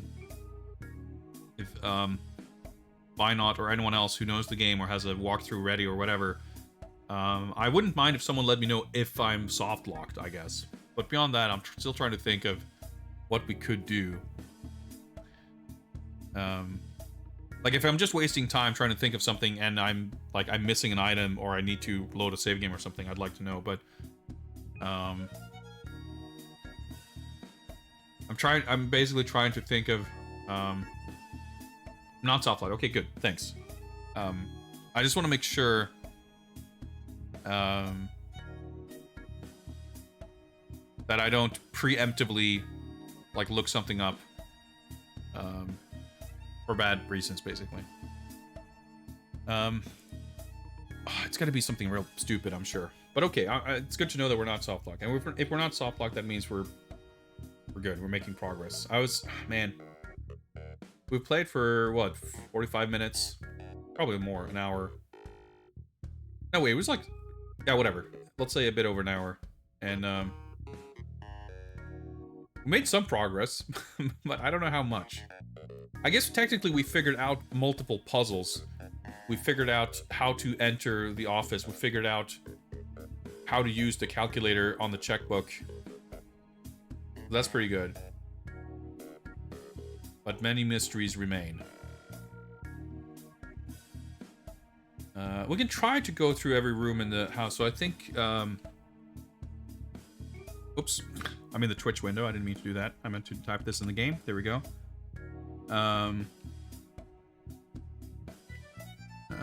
Hallways to the east, and I think north. To look. Sounds of laughter and conversation drift in through the back. Oh yeah, I guess there's like multiple people around in this party that doesn't. You don't quite get that impression from the descriptions here, but yeah, the second floor is where Zoran's bedroom and Mayday's bedroom are, and I think that's all that's up there, really. I have to imagine that there's something I need to do with that metal box.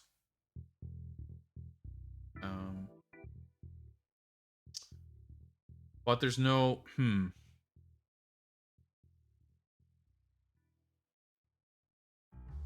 I guess if the key... You know... Giant... Did I try this? No, okay, that didn't do anything. I was thinking again, like, if the box does something with UV, this should do it too. But I don't know. Hey, what's up, Pepe Paco? Happy Saturday. Let's go up, I guess.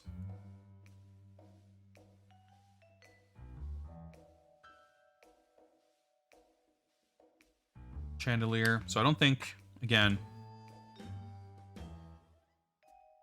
Nope, can't examine that. East. Look.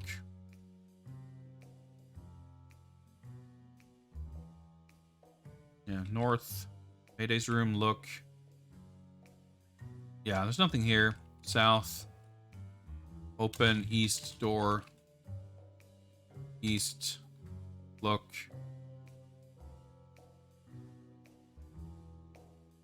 Elaborately carved four-poster bed. Blah, blah, blah, blah, blah.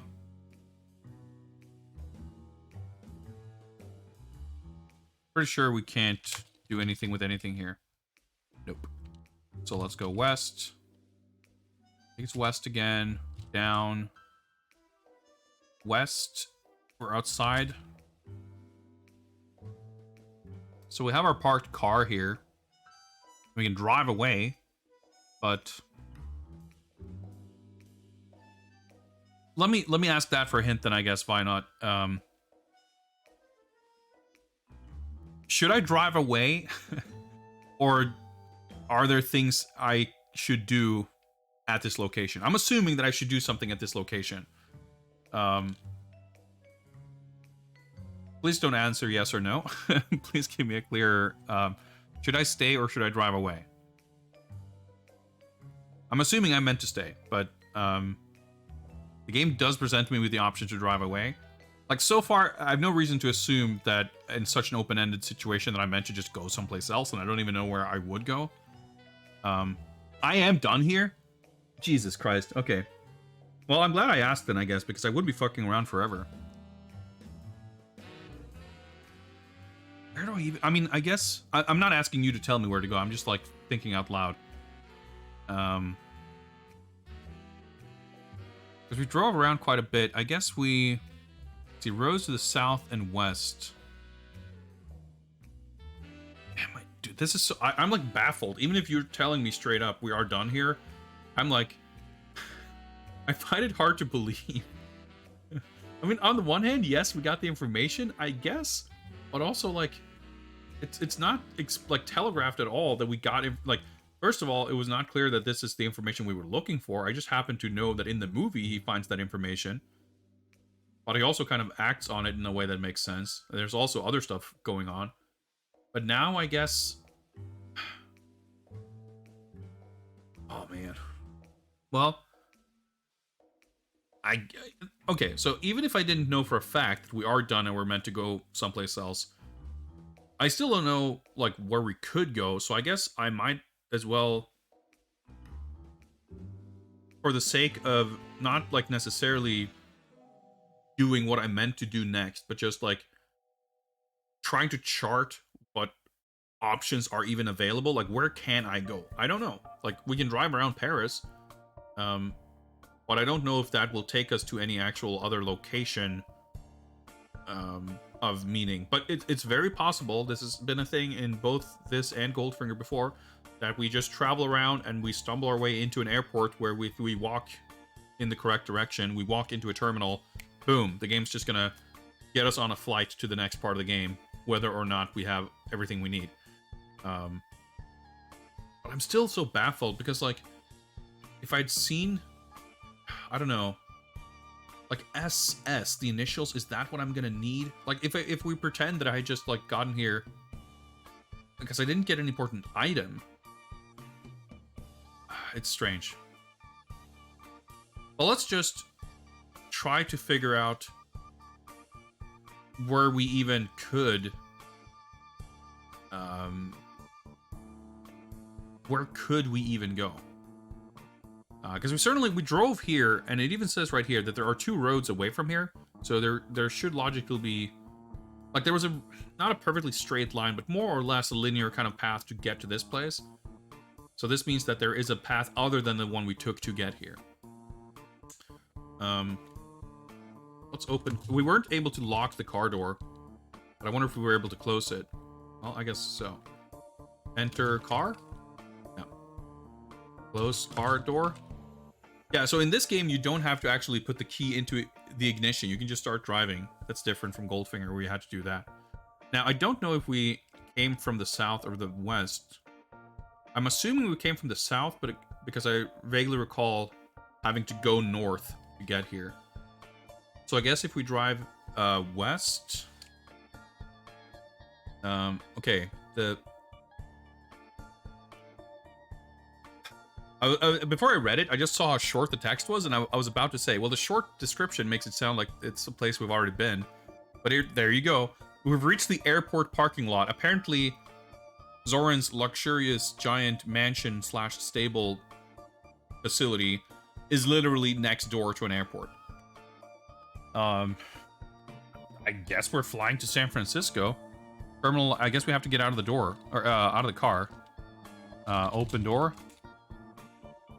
Get out. And I guess we can close car door. Probably not going to matter much. And then I'm going to type W, and I think that's going to probably take us to a different continent. There you go. The lengthy flight to San Francisco allows you to down several martinis and daydream blissfully of blondes and brunettes. You've arrived at Fisherman's Wharf. You breathe deeply, inhaling the ocean air mingled with the marketplace smells of crabs and dead fish. Even at this hour, a few people are about, listening to a lone street musician. Hyde Street extends south. These games' overall structure is really weird. Very few key items that you really need. A lot of stuff is lore or optional. Yeah, it's definitely odd because, yeah, again, like it goes so much into that idea of it being, like, the specific progression triggers feel very hard-coded, and a lot of the stuff, like, yeah, there's a system for having a conversation with another character, but it's like if you don't type in the specific line of dialogue that the game expects, the dialogue just grinds to a halt. And like, it's like they wrote the solution first and had stuff happen if you do exactly what you're meant to do. But some of the things are not, like, some of the things are not mandatory because it's not, like, logical for them to be mandatory. But they still are one of the few things that even can happen. It's really strange. So we probably wasted like 40 minutes assuming we were meant to do something. Like, I'm trying to think, like, technically we got some kind of information out of that checkbook. But I feel like we probably could have skipped this whole part of the game. Like, what did we even really do here? We probably could have just driven right to the airport, and it's not like we would have gotten there and have been missing an item. Maybe once we, like, maybe we would just game over when we flew here because Bond is like, oh, I don't know where to go, and then he becomes a hermit. You know, we've had stranger game overs. But I don't know. Anyway, we've been going for a while, so I think it's time for a short break. We will explore Fisherman's Wharf and Hyde Street and the rest of San Francisco in a little bit. But first, I'm going to go on a short break. I'll see you guys in a couple of minutes.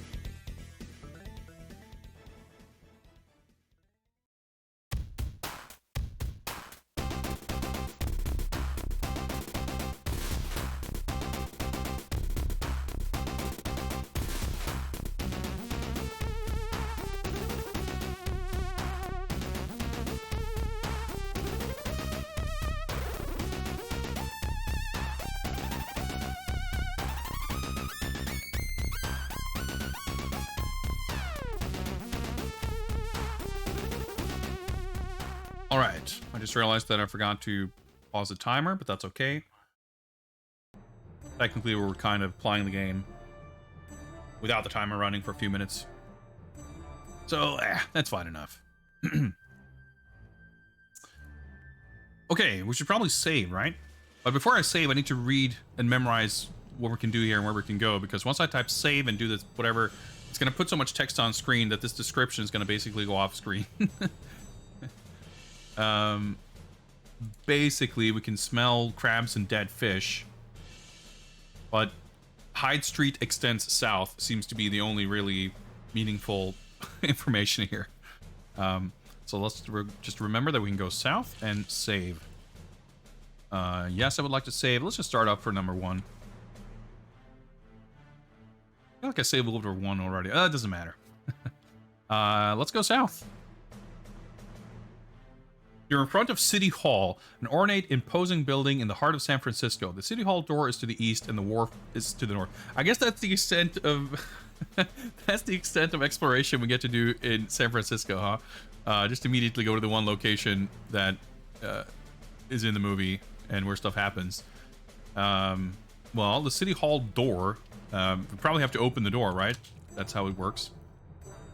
The City Hall door is locked. Oh, maybe we use the wires to break in. It's 7 a.m., I guess, so I guess it's not open. Also, Spiritual Chief, I'm not sure if I said hi before I went on break, but either way, hello and welcome. Hope you're doing well. Maybe we needed to find a key to the city. Well, I guess that doesn't make sense, does it? I was going to say, maybe we needed to find a key to the San Francisco City Hall in Paris and bring it here, and that's why we needed to do stuff. But, well, let's try it, I guess. Unlock door with wires. Yep, there we go. You succeed in unlocking the door with one of the wires. I still don't understand how wires unlock doors. I don't know what kind of wires they are. They're the door unlocking kind of wires, I suppose. Well, there we go. We can now open the door. The City Hall door is not... It's so funny. It's not like an entry... Like, the City Hall door, just a door, makes it sound like it's, you know, it's like my kitchen door, my bedroom door. It's not like the entrance to an imposing government building. It's like, no, it's just a door, whatever. Whatever it is, it's open. So, I forget which direction.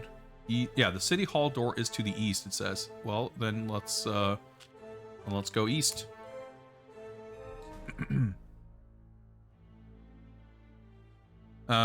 You have entered the dark, deserted lobby of City Hall. An elevator is to the east, and the main entrance is to the west.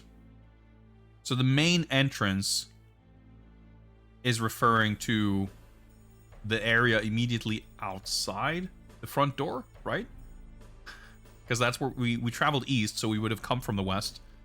Sometimes the description in these games are so bad at providing relevant information in a clear and concise manner. Like, this at least isn't like overly verbose, but sometimes the prose is such that it's like more focused on describing things in an interesting sounding way than in an actual informative way. Hey, what's up, NPC? Happy Saturday. Well, there's an elevator to the east, so let's go to the elevator, I guess. As soon as you step into the passenger elevator... Is a passenger elevator like an actual expression? Technically speaking, I guess you could call something a passenger elevator to distinguish it from a cargo elevator. But is that something you normally say unless you really had to make that distinction? And even then, is that the word you would use for it? Anyway, as soon as you step into the passenger elevator, its doors close and you go up to the 4th floor. The doors open. No need to know where to go or decide where to go. I don't know. Maybe 1986, maybe. A long white hall extends east to a large oak door. A sign on the door reads, B.G. Howe, Department of Conservation, Division of Oil and Mines. The elevator is to the west. Stacy Sutton is here. Alright, she's just here. Stacy is a tall, shapely blonde with deep violet eyes. Her silky hair skims her shoulders and her soft skin glows with a rich California tan. But this is another thing that's so, like, weird and arguably I was gonna say off-putting. That's maybe a bit of a stretch, but it's like jarring in these games where it's like the sense of scale and scope and the like the concentration, so to speak, of like important parts, like, you know, the signal to noise ratio of like gameplay relevant content, where it's like you are you can be in a location that has a bunch of different rooms. Half of them don't have anything in them that mean anything. You travel between like 8 rooms to find 2 items. So there's like, it's very granular. Like the level of granularity, I guess, is what I'm getting at. Like the location of Zoran's estate has like more rooms in it than the entirety of San Francisco. Like you type west to go into an airport terminal. There's no even description of like what happens or why, or you literally set 1 foot. You don't even set foot inside the terminal. You set 1 foot walking towards an airport terminal, and literally the next sentence starts with like, as you land in San Francisco. Like, okay, I flew to San Francisco, I guess? And there's like no like, imagine if this was a movie and Bond is like, well, I think we're done here, and then he like begins to walk in a direction, and then like hard cut to like not even the plane landing in San Francisco, but like hard cut to Bond standing in Fisherman's Wharf smelling the crab and dead fish. It's like so jarring that you make these like giant teleporting leaps. But not only that, like once we're there, we're like, okay, we're in San Francisco, time to explore. All right, well, I can tell from the item description that there's nothing in this scene, but, you know, we can go to the south. You travel once, and then it's like, well, I'm in front of the door of the next location of the next set piece in the movie. I'm gonna just like open this door, step inside, and like, well, wouldn't you know it, I'm in this giant government building, but I took the elevator, which is the only thing in the building. I cannot go anywhere. There's no hallways, there's no rooms, there's nothing. There's just an elevator. Inside the elevator, I can only go to the 4th floor. There's no other floors I can go to. Once I'm in the 4th floor, there's no other hallways, offices, rooms, or anything. There's literally a door to the office of the one person I know of who works here. And coincidentally, outside of this door stands the other person who I have like something to do with in the entire game / plot of the movie. Like, it's so convenient, I guess, that all these like things that are important are like just like stacked on top of each other right here, and there's no sense of like the, you know, how these things, like there's no sense of them being in an actual world. It's not very well written. The prose itself is fine, but the structure of it is just, it's incredibly jarring. Like you get fucking catapulted out of the immersion of the story every 5 seconds because the way it's done is so clunky and strange. But I digress.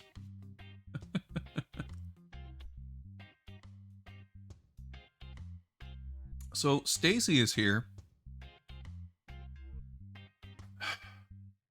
That means we can have some kind of conversation. Stacy eyes you suspiciously. What are you doing here?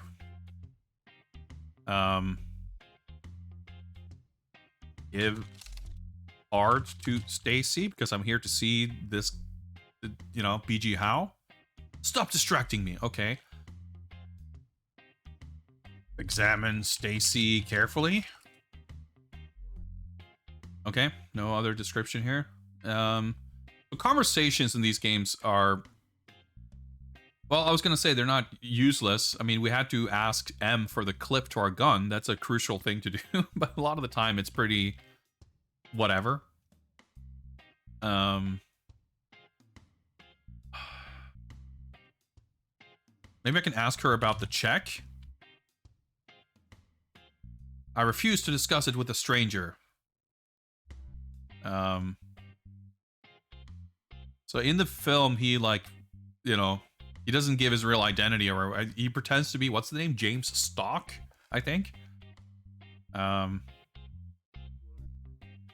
I supposed to introduce myself or something? Am I supposed? I mean, we could, you know, throw on the old Bond charm. Sure, this is gonna go great. Stacy slaps you across the face. All right, okay, fair enough. Fair enough. I mean, it could be that we should just ignore her. I don't know.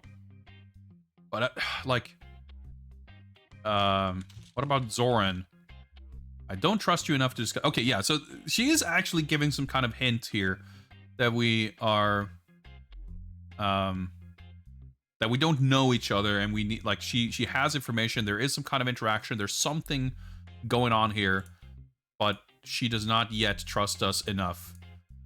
So far in both of these games, Goldfinger and this one, the way to overcome this kind of obstacle is to have a fight that ends with us shoving them to the ground and then having sex with them. Which is weird, but that's how it works. But I guess because she's not openly hostile and trying to kill us, we can't actually do that. And I don't think we can enrage her to the point of trying to kill us so that we can overpower her and then convince her that we're friendly. Which is a good thing, I guess. But it means I'm not sure what to do. So, like, I mean, technically, I'm sure I could lockpick my way into Hao's office. It could be that the idea is that we're just gonna fuck around here a little bit. Zoran and Mayday show up to frame us, and we have to escape for our lives, you know. And after that, she's like, "Oh, now I trust you." You know, I could conceive of that being a thing.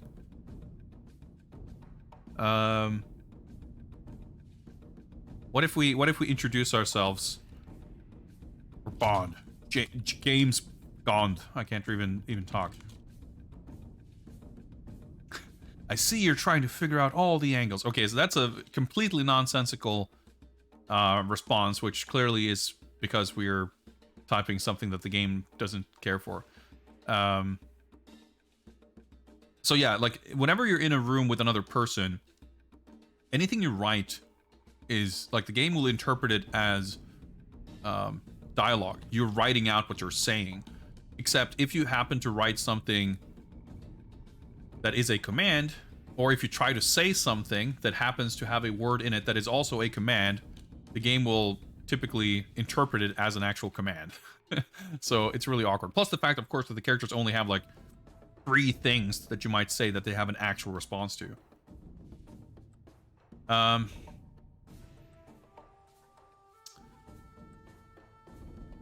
could it be that I can actually say something that will, what if we, so if we type a character name, comma, that is telling the game specifically that we're addressing them. But I think this distinction is only really necessary in scenes where there are multiple characters present. I think, basically, like I said, just typing something straight out will make the game assume that you're intending it as dialogue. But also, even if you do put this little prefix, if I type something that is to be interpreted as a command, it'll still override, like, it'll still be a command as opposed to dialogue, so it's whatever. But what if, I don't remember his initials or first name, but what if we type Hao? He was my boss. What business is it of yours? Was? Okay. Boss? I'll have to think about that. Okay. Oil? What could there be? I tried to ask about the check, right? Yeah. Refuse to discuss it with a stranger. Well, I guess at this point we might just try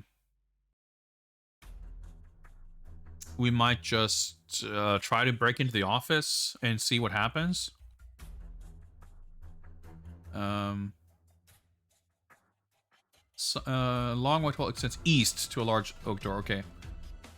So it says a long white hall extends east. That would kind of makes it sound like you would have to travel further east in order to reach the door. But I don't think that's like, I think it means that the door is to our immediate east in terms of mechanics. But it's a little confusing. We can try to open the door. It's probably locked. House door is locked. Okay. Unlock door with wires. The lockpicking tools don't work on this door. You need a coded pass card. Okay. I have a little plastic key. Does that work? Do we fly back to France to reprogram our key? I don't know. Stacy? Pass card? Looks like you need one. I sure do. I'm pretty sure our pass card and our plastic high-tech key are not the same thing, but we can try it. Unlock door with key. Key doesn't work on house door. Okay.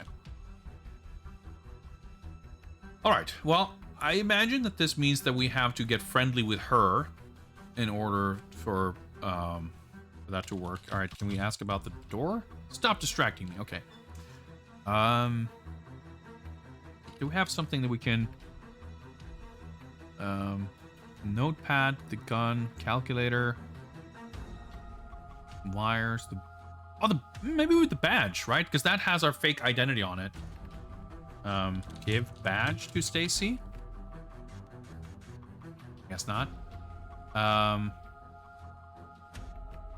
Give printout to Stacy? Stop distracting me. Okay, it didn't seem like we missed any places we could go or things we could do once we reached San Francisco.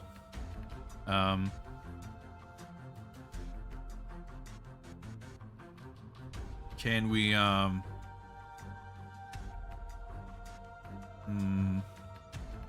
calculator on? It is on. Okay. Shine calculator on door. I probably can't. Yeah, you usually can't interact with doors beyond opening or unlocking them. Look again. The elevator to... Because there was like nothing... In between landing in San Francisco and coming to where we are right now, there was no other... Like, every room had 2 exits and nothing in them, right? Let's just double check. Let's go to the elevator. Okay, I guess that's all we had to do.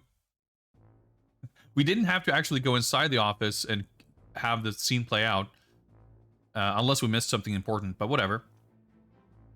As the elevator begins to descend, you become aware of a searing heat above you.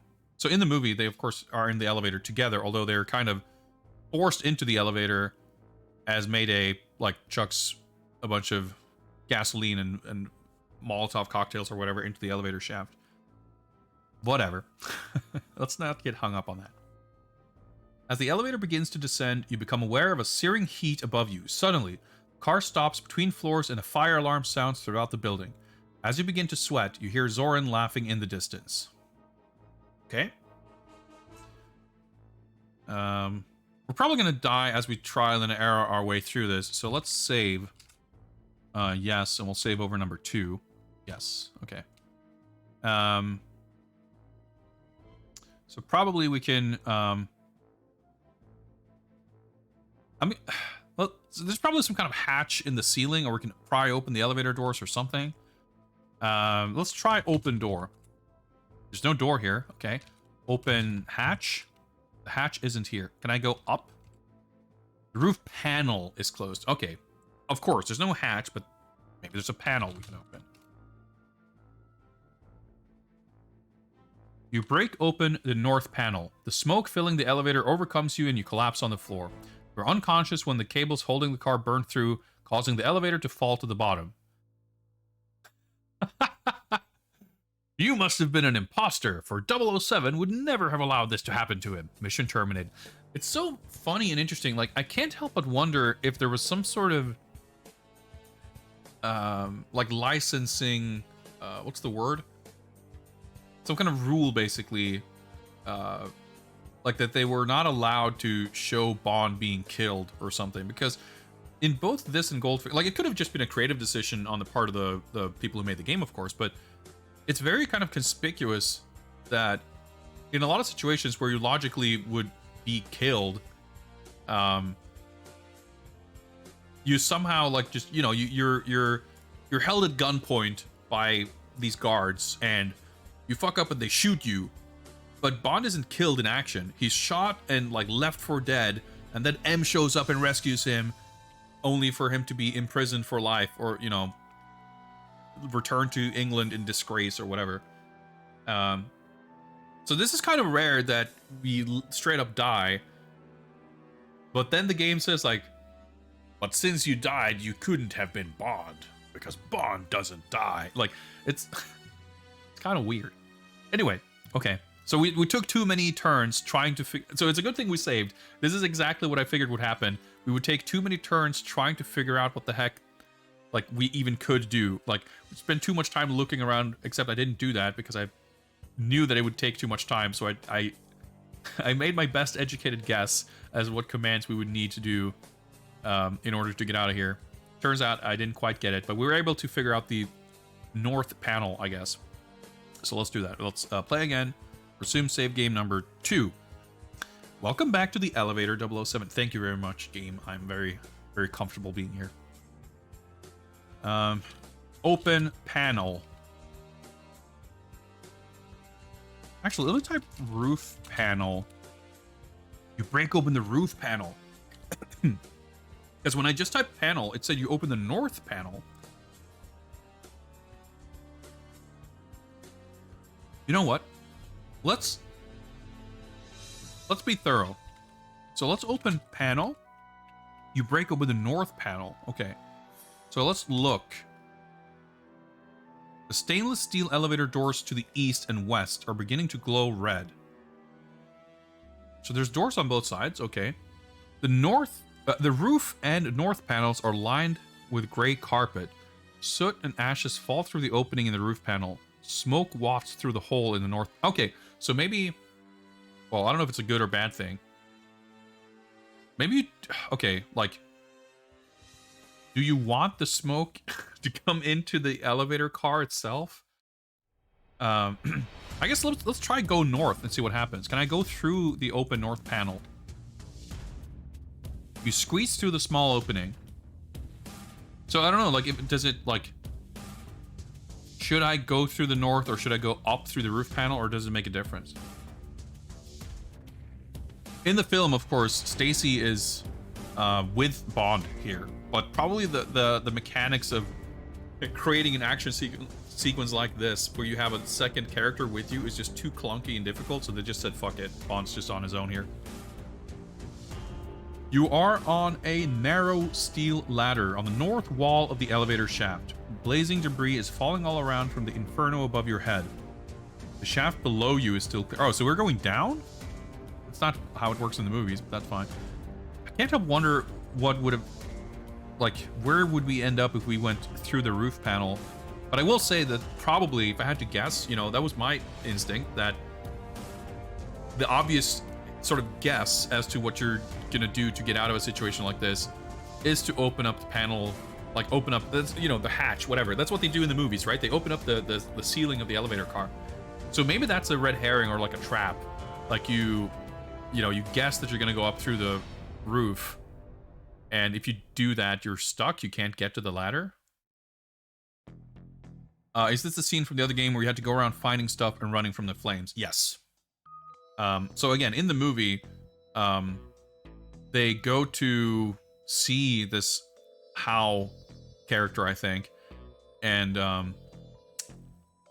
or his office. I guess they're looking for like evidence connecting Zoran, or like to learn more about Zoran's plan or whatever. And when they're there, Zoran and Mayday show up. Because yeah, the guy is there because they murder him. They shoot him. Howe, the guy who works there, and then they basically shove Bond and Stacy into the elevator and just set the whole place on fire. So what happens in the film is that they both get out of the elevator car, Bond climbs up and he kind of leaves her there without saying anything, which is a bit rude. But he climbs up through the open elevator door and then he finds a fire hose that he kind of throws down to her so that she can climb up. And then they leave, basically. So it's depicted not particularly accurately by either game, but in different ways. But yeah, it's that same scene. Let's just say that if/when we die next or game over, we're gonna try to go through the roof panel just to see what happens. But at this point, it would probably be difficult to go back into the elevator to climb up.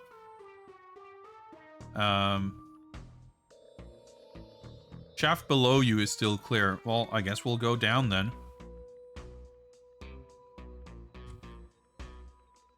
You are at the bottom of the shaft. The top of the ladder disappears into the smoke above. To the south is the faint outline of an emergency door. So, I mean, I have no idea what happened to Stacy. But if we can survive and progress, it probably means that we were not doing anything wrong. I don't know. Like, maybe she's around here somewhere, and then, like I said, we got through this ordeal, and now she trusts us. I don't know. Or maybe I was supposed to go up on top of the elevator to go get back up somehow to find her. I don't know. Hoping the scene after this is still in here. I don't remember those details. I rewatched the part of the movies about the horse auction ranch part to get hints. And hey, I did figure out that we're supposed to unlock or like lockpick the door, but I didn't rewatch the rest of it. So I'm all like, it's been like 2 weeks since we watched it, so I'm all hazy. Anyway, open door, I guess. The emergency door is now open. Let's go south. You're in a narrow alley off of Hyde Street. A couple of fire trucks have already arrived and several police cars are parked nearby. The surrounding buildings are illuminated by the blaze and sirens continue to wail. People have gathered in the alley. Their voices add to the general confusion. A policeman stops you and immediately starts questioning you about the mysterious fire. When Stacy's body is found, her death is investigated and you are held responsible. M clears you with the CIA, but strips you of your license to kill. Mission terminated. Stripping you my license to kill. I feel like I should be stripped of a little bit more than that, perhaps. Oh, you mean the fire truck? Okay, yeah. I wasn't sure if there was, like, what specifically you were referring to because I didn't remember the exact sequence of events. But yeah, that's kind of what I mean. That's kind of what happens. I was about to say. Well, she doesn't die, obviously. But yeah, there is a cop who like stops him, whatever, and then like in the confusion, I guess, like he basically hijacks a fire truck. And they're kind of on the run, and I think that leads to them. Is that when they escape from there that they go to her house? Is that before or after this? Whatever. That scene's probably not going to be in the game. Okay, that's funny, but that makes sense then. That like we're probably not just gonna. She's not gonna rescue herself. So maybe we do have to go up on top of the elevator. Or I mean, maybe maybe I fucked up by getting into the fire sequence before having. Like, maybe I was supposed to befriend her and have her come with me in the elevator or something. I don't know. Obviously, our first thing to check here is if we can go up on top of the elevator and if that's going to help us at all.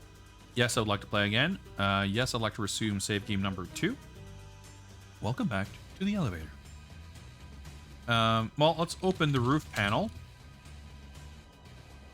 and go up. You climb through the small opening. You're trapped by the raging inferno. The fire department rescues you, but M takes you off the case and chastises you for your half-baked behavior. Mission terminated. Okay. Let's try to go back into the elevator. Open the north panel. Open the roof panel. And by opening the... having both panels open, does that make any difference? I doubt it, but let's try. Let's go up. Nope, we're trapped by the Raging Inferno. Game over. All right, play again. Yes, resume number 2. And let's open panel. North panel. Let's go north. You are on a narrow steel ladder on the north wall of the elevator shaft. Blazing debris is falling all around you from Inferno above your head. The shaft below you is still clear. It doesn't sound like going up would be very safe, but... don't know that. You were trapped by the Raging Inferno. Okay. Worth a shot, right?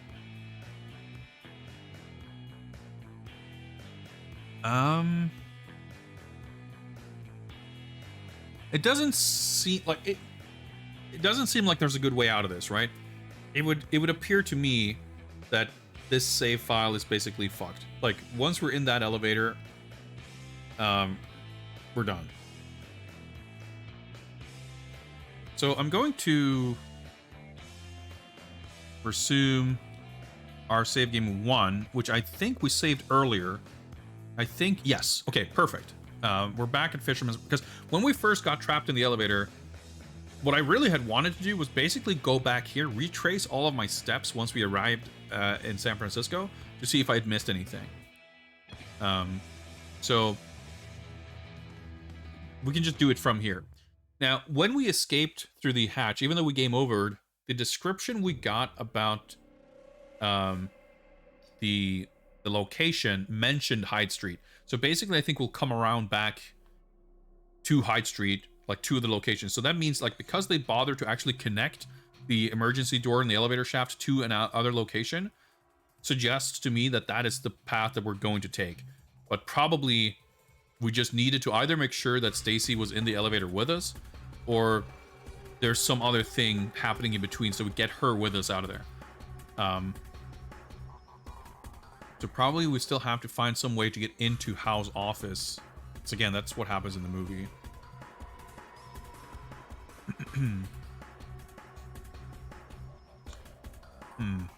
Just thinking here. Okay. Even at this hour, a few people are about listening. You know what I should do? Make careful, like, make sure to look and investigate or examine or whatever, everything we can here. Because sometimes looking, I guess. Okay, so let's examine the street musician. Again, any item or person or something you can interact with is usually very clearly, distinctly described, but I'm still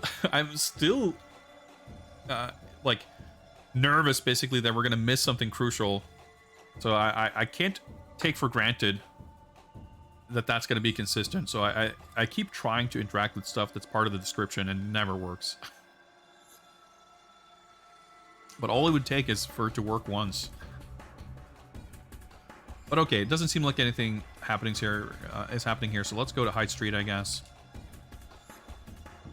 But Hyde Street, I guess we're not going to Hyde Street. We are in front of City Hall, an ornate, imposing building in the heart of San Francisco. City Hall doors to the east, and the wharf is to the north.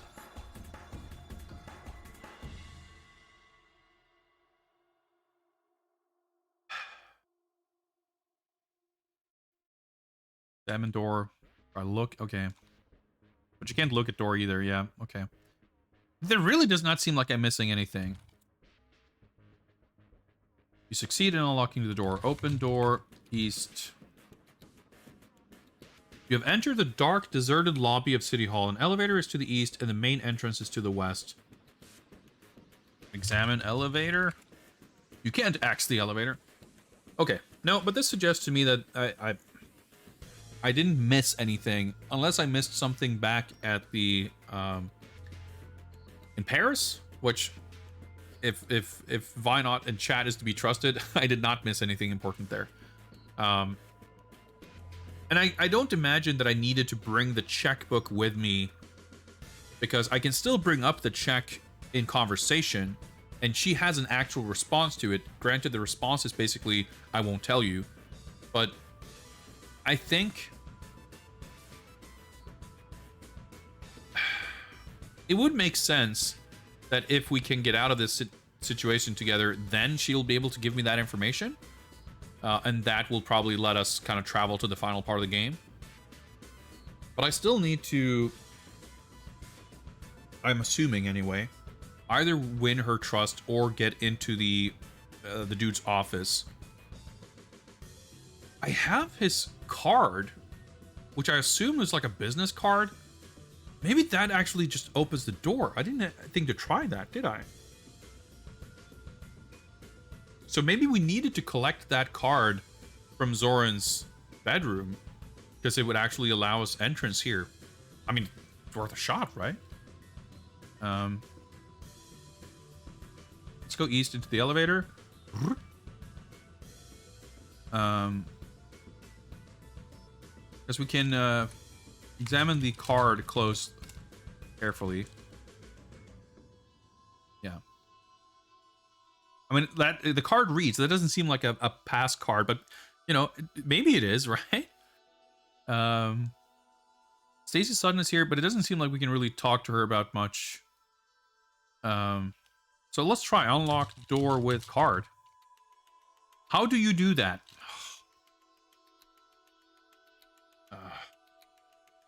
We examine. Oh, you can't examine doors.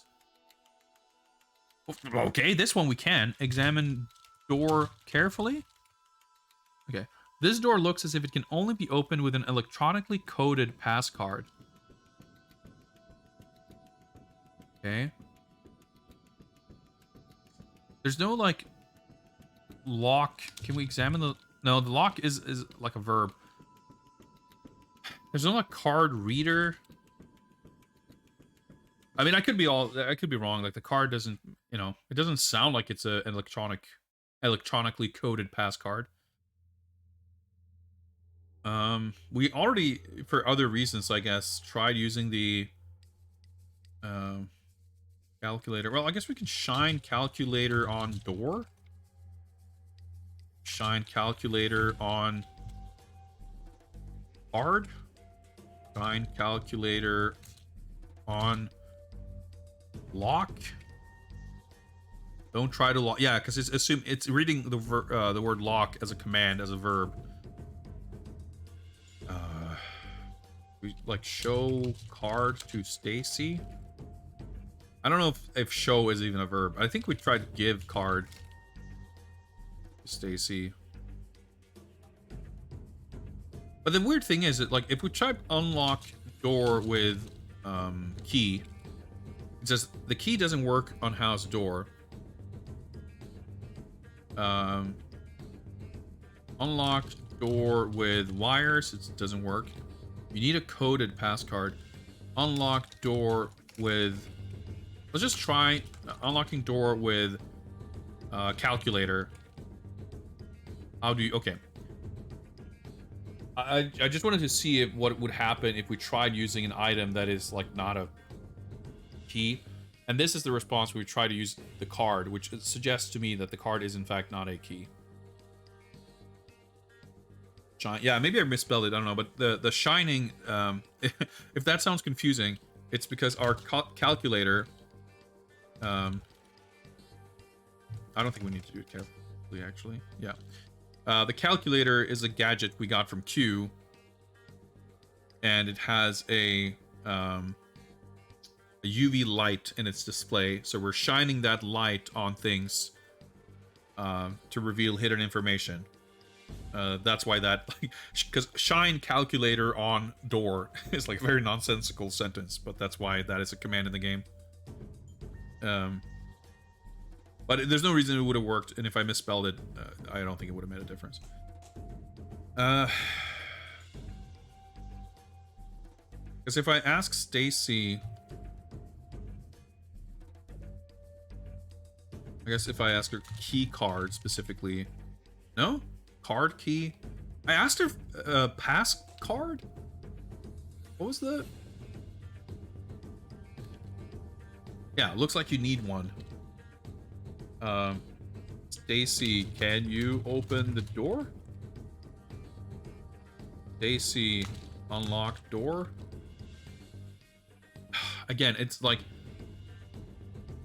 I can't write a question or a line of dialogue that contains a word that is also a command, because the game will just assume that I'm trying to enter a command. I want to ask her if she can open the door, she can unlock the door.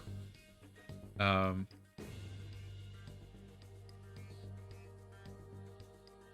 a pass card? Nope, it's just the same as me asking about it. Oh. Okay. I'm sure it's just we have to, like, write something very specific to make her trust me. Maybe I need to, like, hi, I'm James Stock. Nope. Because that's the alter ego, whatever, fake name he gives in the movie. Yeah, because he, like,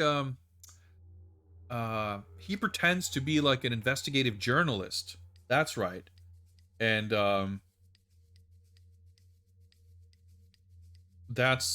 it's not until after this that he kind of is forced, I guess, to reveal his real identity. I'm a journalist.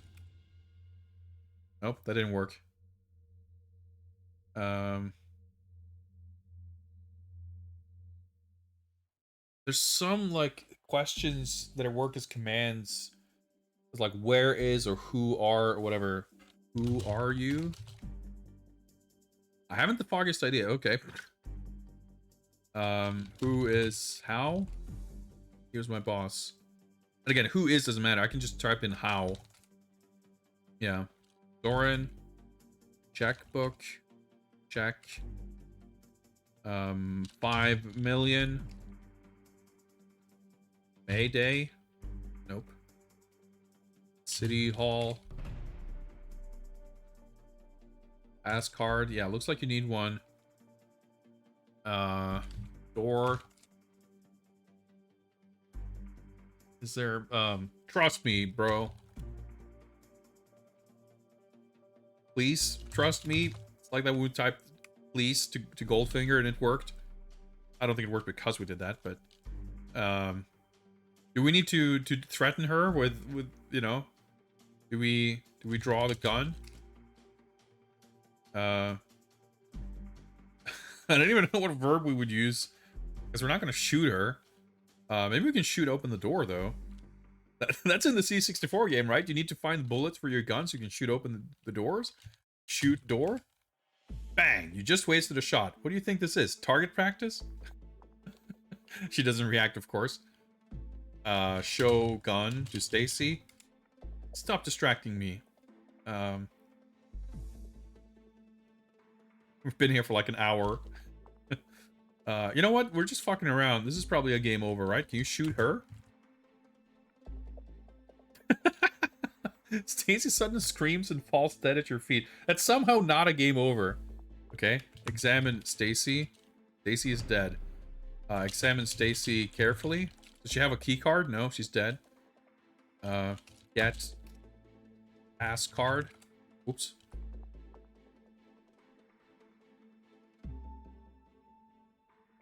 Wait, what? Why does that give me the inventory? The pass card and the key is in your hands. I got the pass card. Did she have it? The plastic pass card reads Stacy Sutton and has a magnetic strip on the back. Unlock door with pass card. The coded card unlocks it. Okay. Obviously, this is not what we're meant to do. But maybe we can get the pass card even if she's not dead. What if we can just walk, like, just procure the item and just unlock the door? Because, I mean, that works, right? Sometimes you have to think a little bit outside the box to make progress in these games, okay? But the thing is, I might as well continue because we're going to inevitably game over. And at that point, we can load our save game and see if we can apply this knowledge somehow. At least we know that her card is going to be good enough to open the door. Open door. Enter door. I don't remember which direction. Howe's office contains sturdy wooden office furniture that must have been here for several decades. The finish is chipped in places, and there's a tear in the imitation leather covering one of the chairs. The door to the west is open. You see the cabinet. Yeah, there's like a filing cabinet that they dig through, and then Zoran shows up. Examine cabinet carefully. This is a tall... So I figured, like, once we leave, if we get out of here, they're going to find Stacy's body, and it's going to be the same thing, I assume. I don't see why it would be different. I mean, if anything, it should be worse for us, right? Because we did kill her, and you know, maybe there's forensic evidence to tie her to us. Let's open the cabinet. It is locked. Unlock cabinet, probably with the wires. You used one of the wires to successfully unlock the cabinet. Let's open cabinet. contains the folder. Get folder. Oh shit, we ran into our hand limit. Okay. Okay, let's wear... I think we can wear the envelope. Nope. We can probably wear... We couldn't wear the card, that's right. We can wear the key, I'm sure. We can wear probably... oh, the gun. We don't need to maybe be holding. There we go. Get folder. Examine folder carefully. The folder is marked main strike. Open folder? You open the folder, it contains the note. Examine... Do we need to get it? Let's try it anyway. You'll have to take it out. This is so convoluted. Okay. Get note. Examine note carefully. The note is scribbled in pencil. Turn right on 25th Street, then make a left on 62nd Street. The building is on the right, number 17. Below this is scribbled a message. This is what you asked for. On the back is written, main strike detonates at spring flood, Tuesday 9 a.m. Is time mechanics going to be a thing? It's Tuesday 8:25 p.m. We might be closer to the end of the game than I thought. Also, I just realized that, of course, the break, like, this whole shit happens at night in the film, right? But here it's in early morning, I guess, because they're really, like, contracting everything to do with the bomb flood thing as happening, like, immediately after this. So we got some directions here. Building number 17. So I guess we need to find this information and then we go there. So we look around. And at this point we go west. You see the body of Stacy Sutton. Is the elevator to the west again? Yes. Zoran is laughing. Okay, so open panel, north, climb down, open door, south, and that's a game over, right? Yeah. Narrow alley off of Hyde Street, couple fire trucks. Oh yeah, maybe we do steal a fire truck and drive to that location. Just probably take note of what that note said, by the way. When Stacy's body is found, her death is investigated and you are held responsible. I mean, that's fair enough in this instance.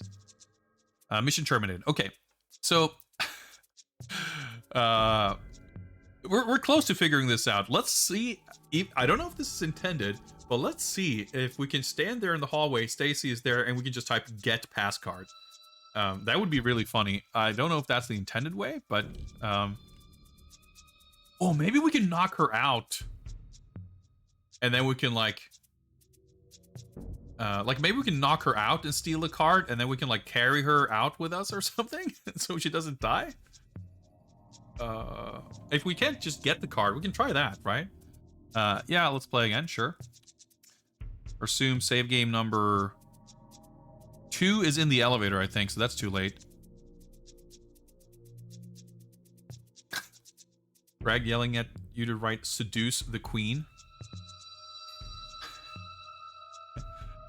Weirdly, I don't think seduce is a command. I feel like it should be. We can try that. We tried, like I said, previously in these games, the way you win over women playing hard to get, I guess, is when they try to kill you and you wrestle with them a little bit, giving them some punches and kicks and throws until you just serendipitously end up on top of them with your lips really close, and then you just happen to kiss, and then it's like, well, James Bond's dick powers are just overwhelming, and they're like, well, we're friends now. Here's the thing you need on your quest, and I'm just gonna peace out. And that seems to be how it goes. But given that she isn't, like, I'm not sure that works if we have to draw first blood, as it were. Bet your ass it's a command. We'll give it a try. Hyde Street extends south. Let's go south. Let's unlock the door with wires. And open the door. Let's go east. And let's go east again to the elevator. And gonna be messing around here. So instead of just having to redo that part over and over, I'm gonna save again. Yes, I would like to save, and let's do over slot 2. Yes. Okay, now let's continue. Well, let's seduce Stacy. I see you're trying to figure out all the angles. Well, I guess that didn't work as well as it should have. But we'll find a way around it. Well, I mean, we can try... So flipping is a thing we can do. That's like a Austin Power style judo throw. Let's see if we can just flip Stacy. You cad! Stacy Sutton falls to the ground. I don't know what a cad is, but not accusing us of not being Bond. So wait, if we look, Stacy Sutton is here. Examine Stacy. She's on the floor, I guess. I don't know. Now, I won't know if this did or did not enable us to do this, but let's try to get pass card. The pass card is not here. Okay. So it was there when I killed her. What if we can we frisk her? I don't think that's a... Well, let's frisk Stacy. Maybe we can just give her a friendly hug and snatch her pass card. I see you're trying to figure out all the angles. I sure am, Stacy. I sure am. So she does have the pass card, and it will... that's a fascinating thing that like it like a character having an item essentially in their inventory. I'm just like stunned that like that's a thing that the game mechanically is capable of, or at least like killing her allowed us to loot the card presumably off her dead body. Because as far as the game is concerned, like the pass card is not in this room, but it's like in her inventory, so to speak. I could use the flip command and it says like she's on the ground, but I don't think anything actually happened. Unless the extra turn in between doing so, like I used the command, I flipped Stacy, and then I didn't immediately try to get the card because I like look. So maybe in that 1 minute that, you know, progressed between the commands, she stood up again? I don't know. I don't know if you can like, I don't think knock out or whatever is a verb. You can like punch and kick. I feel like if I was going to knock her out, I would do it a little more gently than with a kick. But we can try it, right? This is just, you know, we're just going off of what we've learned about these games. This is how James Bond seduces women. He gets into physical altercations with women who hate his guts and try to kill him. We have 100% successful track record in betting women who are trying to kill us. Women who are friendly and / or minding their own business, you know, that's a 50-50 kind of situation. But if we can fully enrage her, I think our statistical, you know, chances here are going to be improved. Kick Stacy. That hurt. Okay. Yeah, it basically seems like these are just sort of comedic responses here that don't actually impact what happens in the scene. I am, of course, feeling increasingly terrible about this, but I am also kind of just testing the limits of how this shit works. Let's push Stacy? I'll have to think about that. Okay, maybe that's not a verb, but I want to say we pushed Pussy Galore when we fought her in Goldfinger, but I don't know. Maybe I'm misremembering. Yeah, we had the gun, and I had the idea to try to like threaten her or whatever, but that didn't seem to work. Yeah, the badge. Print out. Well, can we like search Stacy? Okay, I guess that it's like that search. I guess is maybe synonymous with examine.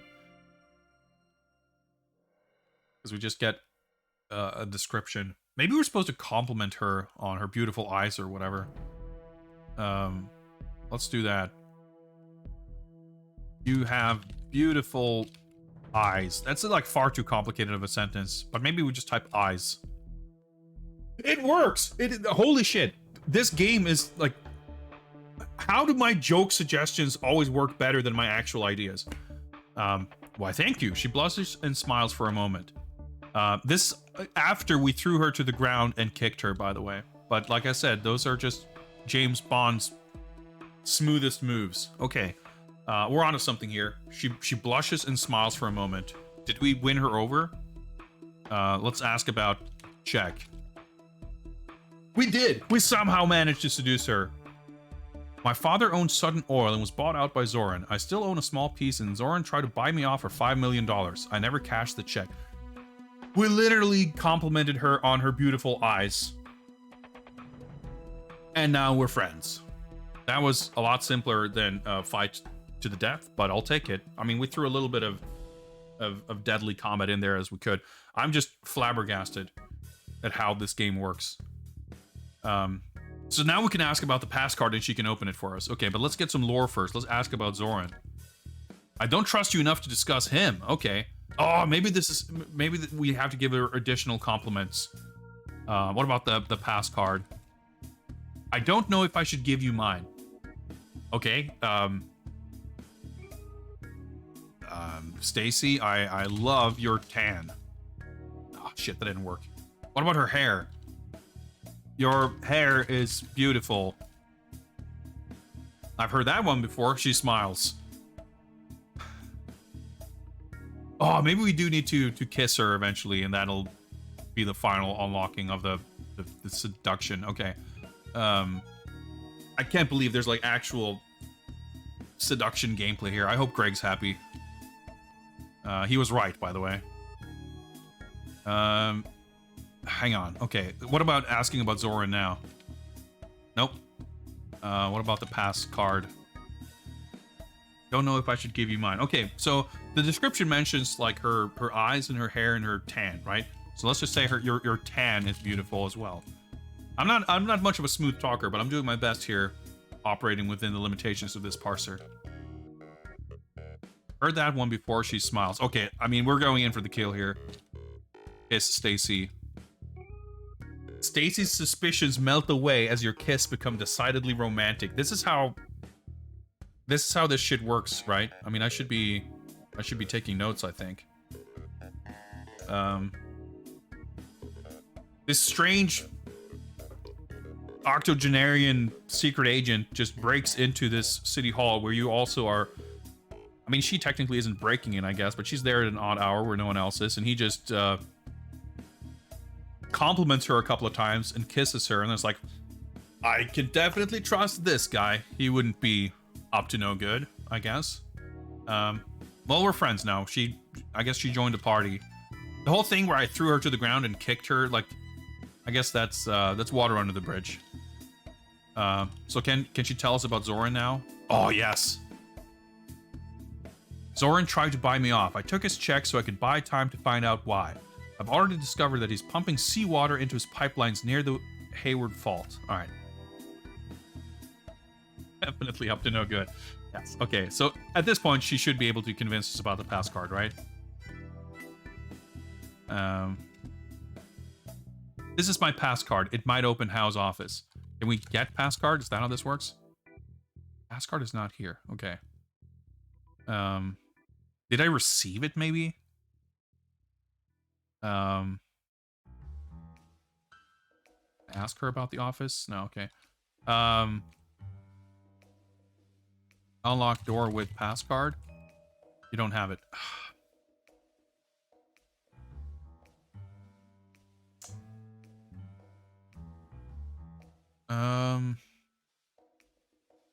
See, I wouldn't think this would be the obstacle.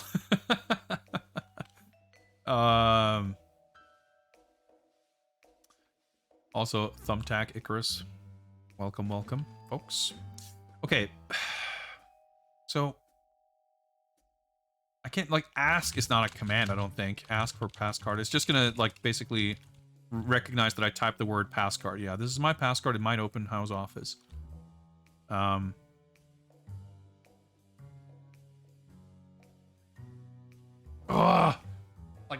Like we all know what we're trying to achieve here. It's fairly straightforward, but how do you communicate to the game? She says, "This is my pass card." It might open up like, but I can't get it. I can't. I'm not sure if I can ask her to unlock the door. Because if I try to type like anything that I would want to do or ask her to do are things that are also commands in the game, which the game will then interpret as commands, and it'll say, no, you can't do that because you don't have the card. Can we examine the pass card? It'll probably say that we don't have it. Pass card is not here even. Yeah, kiss the pass card, maybe.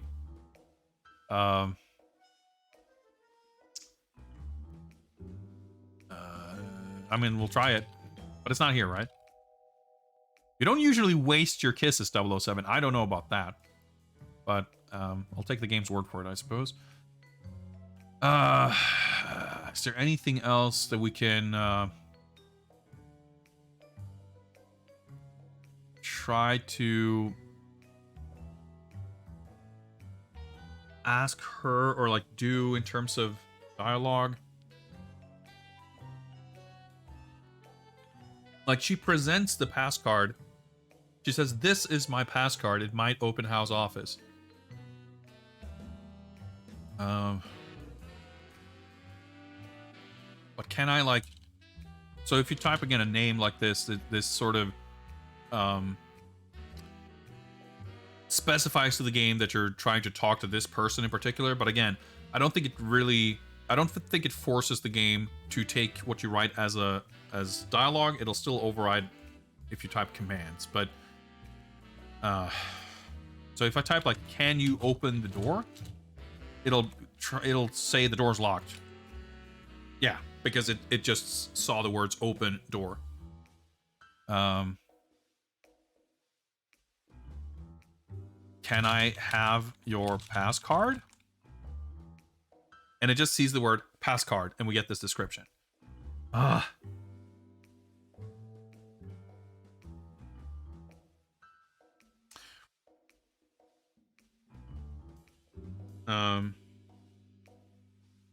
Tall, shapely blonde with deep violet eyes, silky hair, skims her shoulder, blah, blah, blah. Okay.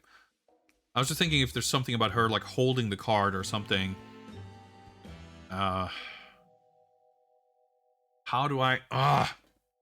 It's like the stupidest thing to be stuck on, right? Like, we got over the obstacle of, like, making her trust us, however weirdly that happened. And she, like, presents us with the card, but we can't get it. So get... Maybe there's some other verb we can use to, like... Can we receive pass card? Take pass card. I think take is probably going to be... Yeah, it's not here. Look.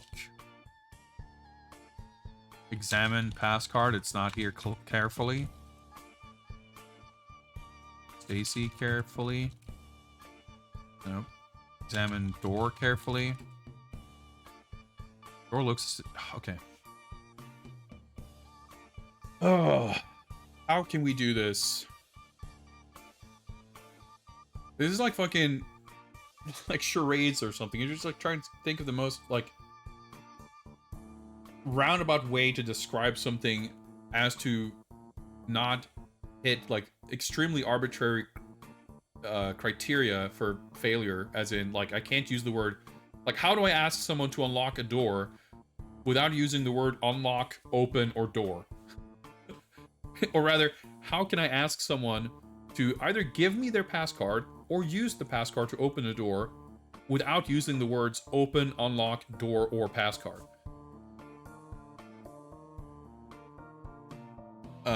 Do you need to take the pass card, or will she just take it with her if you take her along? Taking someone along with you isn't necessarily like a mechanic. Like if I go into the elevator right now, for example, she's probably not going to come with me. She might, I guess, I don't know.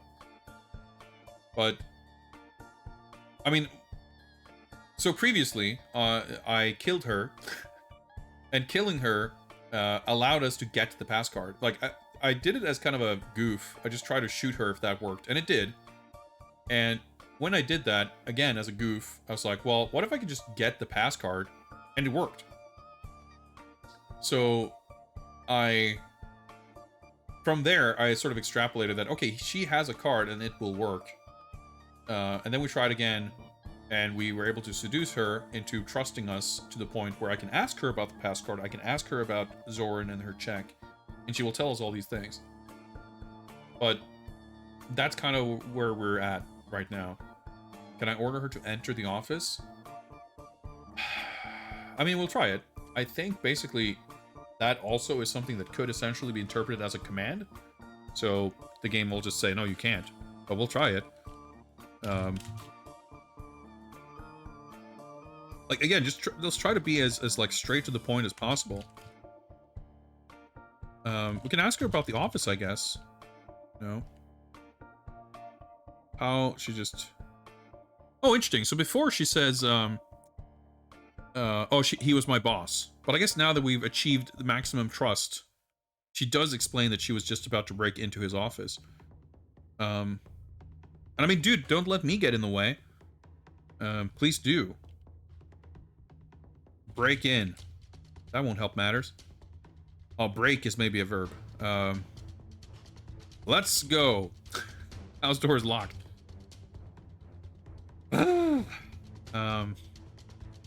Stacy, give me the pass card. Oh my god. Okay. Here it is, but please be careful. Okay, so I typed this basically as a joke because give is a verb that you can do. It's a command. And I was like, well, obviously this isn't gonna work. Except I guess it did. So now I have the pass card. Unlocked door with pass card. The coded card unlocks the door. We did it. And I feel like we made progress. Let's not question it. Let's push on. I mean, I'm not upset. I'm just like baffled. It's so weird and inconsistent. Like, the game is all about finding these, like, with surgical precision, finding the exact way to phrase what the game... Like, I feel like it's almost a parody of this kind of game. Why did I think it would not work? Because anytime I type a... Anytime I have typed a command with the intention of writing it as dialogue, if the dialogue I'm trying to make Bond say something, if the thing I'm trying to make Bond say contains any word that is also a command, the game will clearly interpret it as a command. If I type, Stacy, can you open the door? The response I get is not Stacy saying something, it's the game telling me, no, you can't open the door, it's locked. You know, if I try to say, Stacy, can you unlock it? Stacy, can you use the pass card? Like, I'm only getting... Like, I understand now that it's a matter of priority. Like, because there is no dialogue response to me typing that, it's kind of... The fallback, essentially, is... like... typing it as, like, if I'm trying to ask something and there is no response from the character, but the word... The line contained a command, it'll interpret it as a command, but it's still weird. Like, if I type the character name, I would rather have her give a nonsense dialogue response than the art. I don't know. It's confusing because it's inconsistent. Exactly, Vina. Like, it's very... Like, that's what makes this so kind of tough to deal with, because it's all very... conditional. Like, it's all... It doesn't feel like there's a consistent behavior in using items or typing commands or whatever. Like, if something very specific is designed to work, that will work. And you cannot really get close to it or get sort of nudged in that direction. So, like... It felt... Like, if this would have been the first thing you tried, it would have felt totally natural. But I feel like whenever I have desperately tried to get conversations going, generally characters don't respond unless you type very specific things. But if you type something they don't have a response to, you'll get, you know, Stacy will say, "Oh, you're trying to look at it from all angles," or whatever she says. But if I said something about open or door or unlock or pass card, like I don't get the right response to whatever. So I mean, I tried to get the card and that didn't work, but I had to ask her to give. The thing is too, you know, I bet you if I wrote, maybe even if I wrote give pass card, that could have worked. Or at least give me pass card. Whereas give, like the command give, like that's the thing. I feel like this is written in such a way that it's not a matter of the dialogue system allowing me to do something. It's like in this particular scene, if I use the command give pass card, that makes Bond ask her for the pass card so that I receive it, even though the command itself is to give. It's weird. But the thing is, like, again, I'm not like mad at the game for being obtuse and like I'm excited to make progress.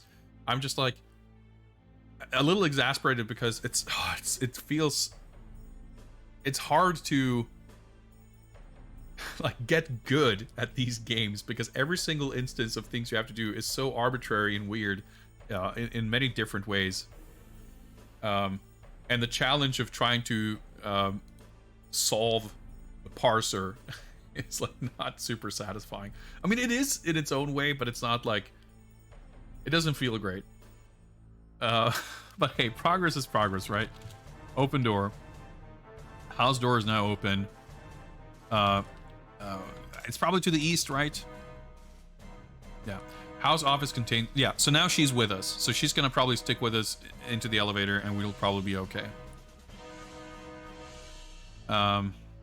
You see the cabinet. So unlock cabinet with wires. Open cabinet. We already did this before when we that one time we killed Stacy Sutton and got the key card that way. We were able to get in. So funnily enough, I bet none of this technically matters. I think we only need to we just need to seduce her so that she will come with us through the elevator and not be killed. That's probably the trigger to actually advance. But we of course want the directions to where we need to go for main strike or whatever it's called. Get folder, open folder, get note. Can I read note? Nope. Where calculator? Nope. Okay. Where card? No, that doesn't work. Where gun?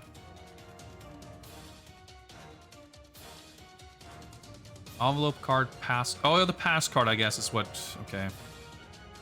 Where pass card? There we go. Oh, can wear the key also probably. Yeah. Okay. Get note. Read note. Okay. I'm gonna actually write this down.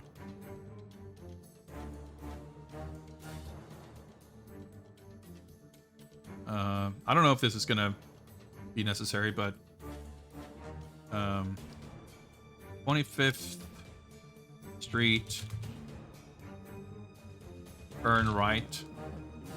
62nd Street, turn left.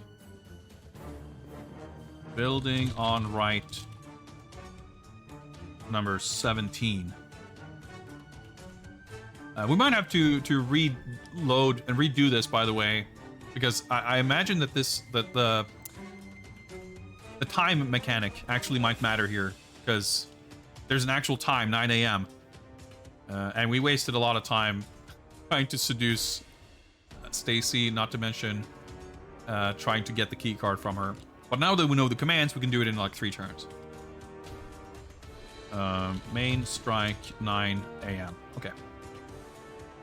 Have our notes here. So again, I'm sure this is all that mattered. So now if we go west, And we go to the elevator again.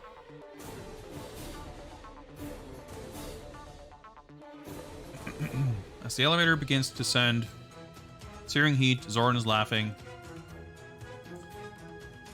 And let us open panel. We go north. She just clings with us onto the ladder, let's hope. You squeeze through the small opening, narrow steel ladder. Shaft below you still clear. Stacy follows you. Let's go down. Bottom of the shaft. Open door. Emergency door is now open. South. Okay. I haven't read the text yet. I just noticed that it's now 10:28. So maybe we didn't need to get there before 9 a.m. today. Was there a date in that description? I don't think there was. Anyway. Let's see what it says here. You're in a narrow alley off of Hyde Street. A couple of fire trucks have already arrived and several police cars are parked nearby. The surrounding buildings are illuminated by the blaze and sirens continue to wail. People have gathered in the alley. Their voices add to the general confusion. Okay, Stacy leads you to her scout and the two of you speed to Zoran's mine. You admire Stacy's adept handling of the stick shift. All right, okay. You are at the threshold of an enormous mine. So we just, okay. No fire truck sequence, no puzzling, no getting out of there, no being confronted by the police. We just got there. Of course, that's the classic, you know. You step through a door and boom, you're taken to the next part of the game. MTI Sword Fan, what's up, guys? Greetings. You are at the threshold of an enormous mine. A sign on the side of the road reads, Z Industries, no trespassing. To the east is the mine office. A path leads down into the mine. Stacy follows you. Okay. You're enjoying the game. It has its charms. I'm having a good time with it. It's pretty silly, but I'm actually very happy with. I received some helpful hints from Vinyl, but pretty small hints anyway in the grand scheme of. Well, no hints to solutions really, but more so confirmation that we should or should not be moving on. And I mean, I could still be stuck at fucking the chateau if I didn't think to advance, but so far I feel like progression has been smoother than in Goldfinger,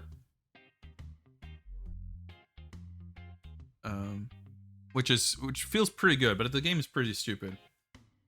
Well, I mean, the game is not silly in the sense that the plot is preposterous or anything. It's very silly in what it's asking us to do and how the game is structured and how nothing matters at all. The structure is just very strange. It's so the note, the 25th Street 62nd, like I assumed that we needed to have that information because we were driving out of there and needed to find like maybe that still was going to matter in the mines. Who knows? But let's save here. I don't know, like maybe we have wasted time and we are too late and we were supposed to get here before 9 or something. But the thing is, again, replaying the game from the beginning, getting here, I think would be pretty quick. Let's save over slot number 3. Yes.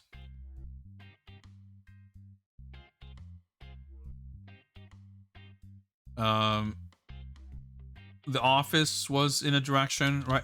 I hate that it, like, once you save the game, I wish it would give you the room to, like, replay the last thing. Because I always, like, forget what the room said, so you have to waste one more turn to get the room description again. The office is to the east. A path leads down into the mine. So in the movie, they, like, they steal some uniforms or whatever to sneak inside, right?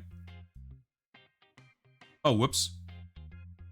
The ground shakes with a terrible force as the world suddenly turns upside down. You and San Francisco slip into the ocean. Mission terminated. Okay, so this might be a soft lock. I would assume that it probably is. But I'm trying to think, like, well, we can go back as far as we can, as far as we have a save file. And we'll be able to repeat stuff pretty quickly. But I'm wondering, it's so weird that we were able to, maybe because I don't know. It's so weird because yeah, I guess when we traveled to the mine, that's right, because it was 8:20 or something, and then I typed, you know, south to go through the doorway, and then like we're at this place and it's 10:27. So at that point, like we had skipped over 9 o'clock, and the next command I did after that triggered, like it doesn't trigger automatically when we get there, I guess. Yeah, so let's try. So presumably load slot 3 here, mine throw, like any command I do is gonna trigger the game over, presumably. So like if I go east, yeah, the mine office must be where the workers come to report their supervisor. Nothing looks very valuable or permanent. The doors to the west, you see the hard hat. So I guess we're gonna need the hard hat. So, okay. We're probably gonna have to redo a bunch of the game, but it should be pretty easy.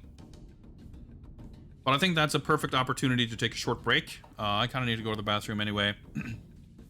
We will reconvene in a couple of minutes, at which point we will probably redo most of the game. But we should be close to the end at this point, so I'm just thinking I mean it's kind of stupid. It's not very satisfying to redo it like this, but I'm glad that at least the clock like mechanic appears to serve a purpose in the game, because up until this point it really hasn't. I mean, it's basically a global timer. You need to finish the game more quickly, but at least that is something. So yeah, I'll step aside for a few minutes. I'll be back, and we will see if we can get here in time. Speaking of time, let's remember to pause the timer, and we shall just go on a short break. See you guys in a little bit.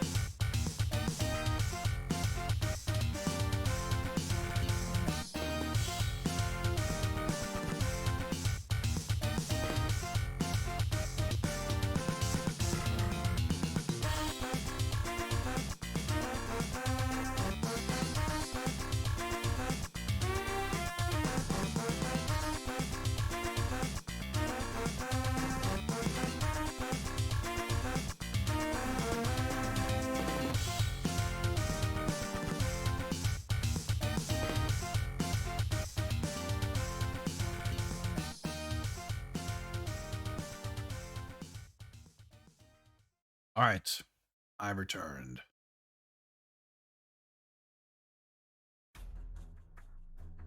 So, we need to replay a bunch of the game, and I guess we'll see. I've basically been saving sequentially. There's 9 save slots. We started number 1, we went up to number 9, we kind of started over at number 1, and we went up to 3. So presumably by loading save game number 4, it'll be our oldest save game. Depending on where that is, we might want to go with 5, but we'll see. We definitely wasted a lot of time walking around the chateau or whatever. Hopefully, the kind of oldest we can go back to is still going to be far enough back to save us time, but not so far back that we have to redo any tedious parts, because there's a few parts that I think might be a little bit annoying to redo, but we'll see. Let's resume the timer. And I guess we try to load save game 4 and see where that is. The tricky part too might be to even understand exactly what we have and have not done. But we'll see. Number 4. Welcome back to the parking lot. Crowded parking lot near the... Okay, so this is... We just escaped the Eiffel Tower. And this is like the driving sequence.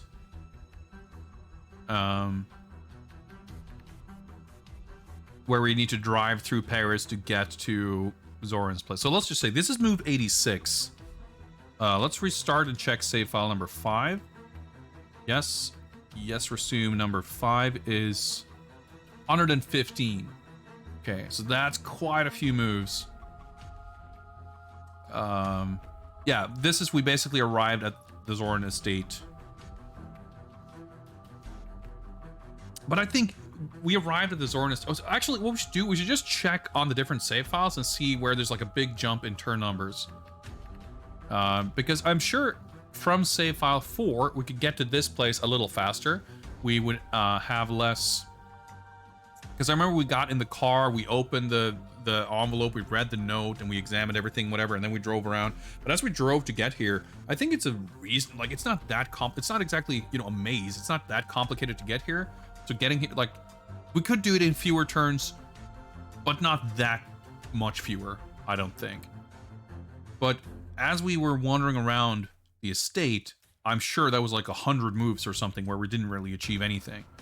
So presumably, like, let's restart, which it's a little unintuitive, but that's how you load a save game. You need to restart to end your game, because the literal first thing that happens when you start a new game is being asked if you want to resume. So yes, and let's resume number 6. Okay, so 120. This is immediately afterwards, basically. We didn't really...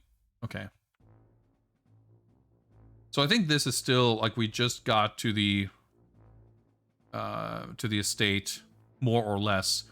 The things we need to do, we don't have the key. So we need to go fight Mayday to get the key.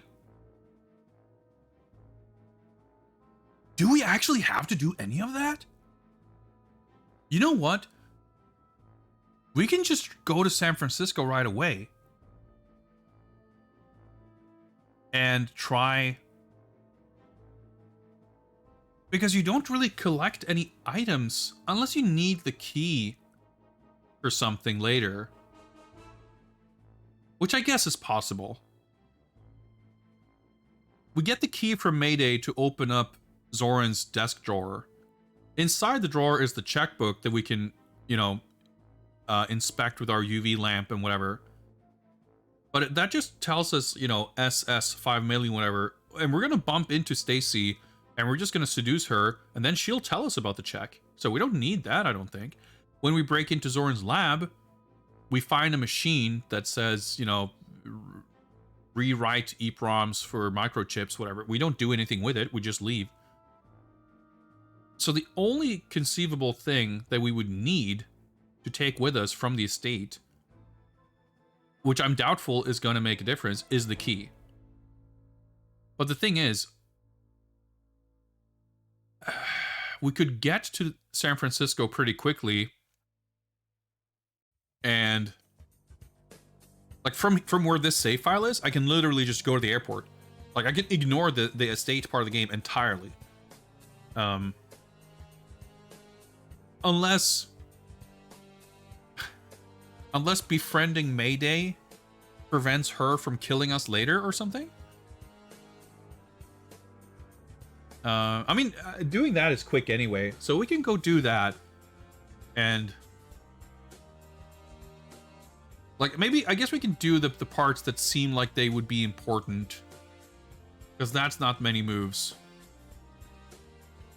I guess just speculating about this stuff is more time consuming. But I still want to check. I'm gonna restart the game. Yes. Resume save game 8. I think is where we started today. So that's move 171. That's 50 moves before we got into the office and whatever. So if we restart,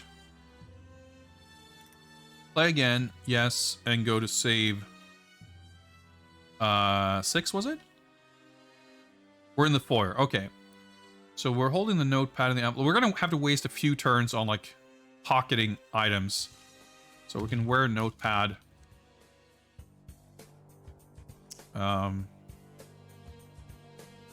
Wear badge.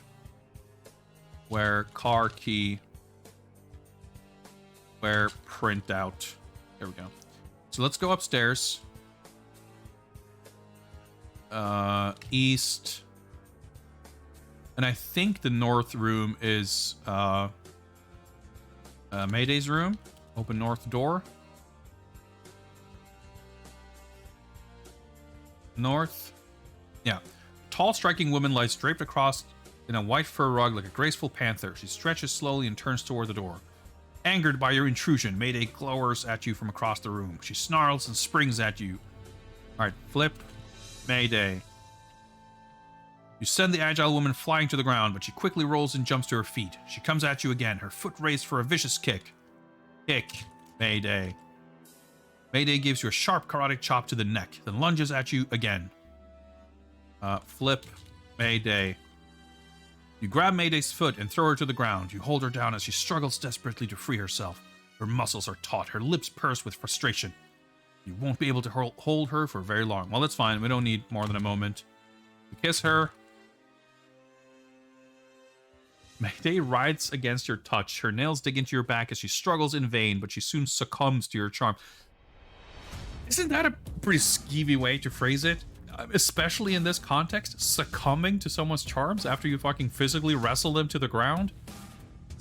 I mean, it's a little weird, but it's also, I mean, it's James Bond, I guess. Time passes. So I guess that, I didn't look at the clock, but I guess time advanced. You are a much different man than I first imagined, Mr. Bond. Even I don't approve of Zoran's plans. This might help you more than once. Okay, so that's a good hint. We probably do need this key at the end of the game. If it can help us more than once. She places something in your hand and leaves the room without looking back. Okay, we got the key. South. So Zoran's room. Let's try to skip everything. So Zoran's room doesn't have the it has the house cards. We can find out house name, but again, it's not going to give you anything. So if you think about it again logically from a game mechanics sort of point of view, we can break into Zoran's study. We can find the checkbook. We can scan the checkbook. We can read the letter. We can find out that there is a secret lab. I don't think any of these things have any bearing on anything. I think literally getting the card or the key is the only thing that matters. I'm gonna assume that is the case, and I'm gonna go down. Oh, we gotta go west first. Stairway down. And I think west gets us like we're just piecing out. Front drive. Okay, yeah.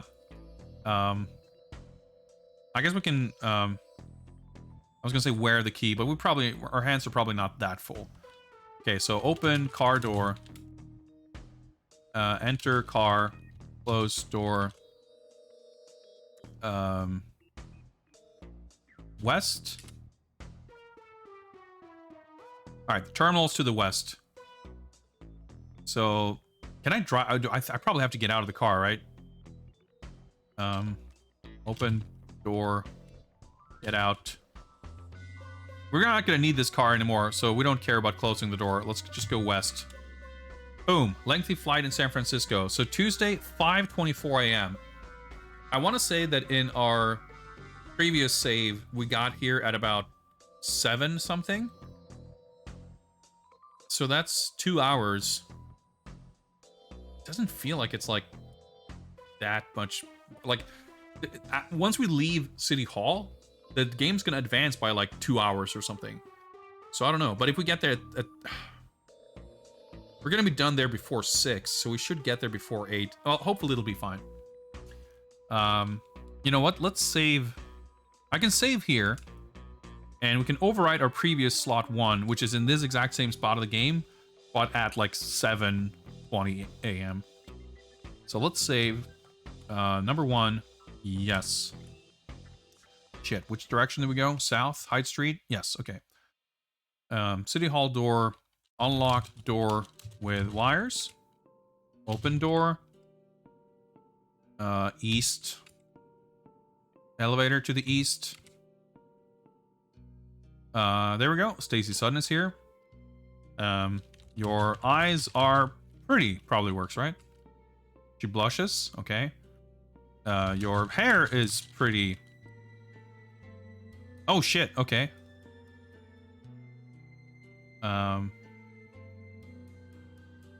Your hair is beautiful. You're not so bad yourself. Okay. Do we need to whatever. Your tan is beautiful. She smiles. Okay. Kiss Stacy. There we go. Her suspicions melt away as your kiss becomes decidedly romantic.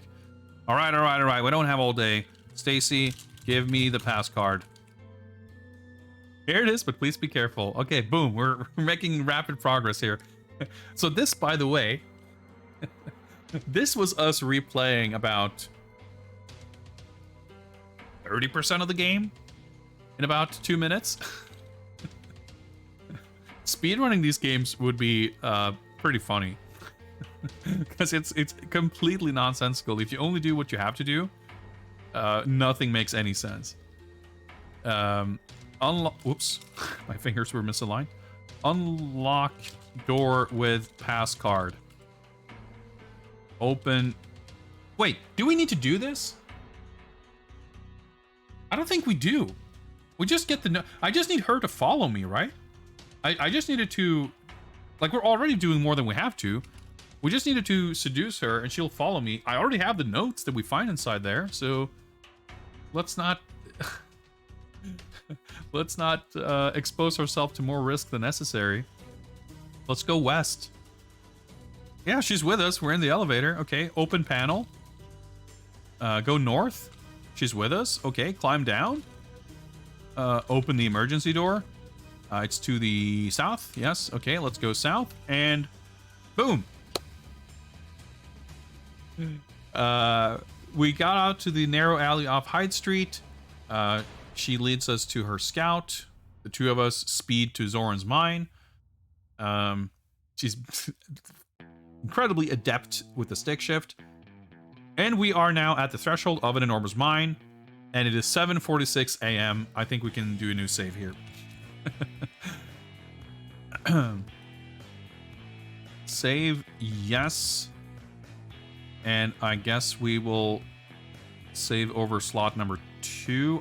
Just need to think here, like, if we need to redo, if it turns out that we're screwed somehow and we need to go back to the estate, I guess I would want to keep slot number 6 is what I meant to say, open. So we can go up to 3, 4, 5 or something like that. So save over slot 2. Before I do, let me. I already kind of got some text off screen there. Z Industries, no trespassing. To the east is the mine office. Okay. Yes. So let's go east. San Francisco is not exploding or imploding or otherwise disaster stricken. That's good. Mine office. This mine office must be where the workers come to report to their supervisor. Nothing looks very valuable or permanent. The door is to the west. You see the hard hat. Get hard hat. And that shows us the inventory. We should probably wear the hard hat. Done. So let's go west. And I think it said something about the mine being below. Bound below. So let's go down. Yeah, okay. Flatbed tracks run east along this passageway into the mine. So essentially east. We can go east. Above you is the mine threshold. That's where we came from. Debris and scattered tools are lying about. Okay, so maybe we need some tools here. Examine tools carefully. That's an important mechanic in this game. You have to remember to type the word carefully or you might miss vital information. Of course, the tools are part of the room description, so they don't actually exist as items, so there's nothing to examine. So I guess we just go east. We don't have to like do anything to interact with the trucks. We just go east, presumably. Yep. Wait, narrow... okay, fine, whatever. You can barely squeeze through this narrow passage, which leads north to an underground room. I'm already confused. I try to follow the tracks east, and now I'm squeezing through a narrow passage leading north? Let's continue to read and see if we can make sense of this. You can barely squeeze through this narrow passage, which leads north to an underground room. A shower of dust and small rocks covers you as a cave-in behind you suddenly cuts off your way back. I see. So that's why there's no path west. Okay. There's a shaft to the east. So I wonder if the hard hat prevented a game over here. Maybe the shower of dust and small rocks would have incapacitated Bond if he wasn't wearing a hard hat. Who knows? I guess Stacy will do just fine without one, though.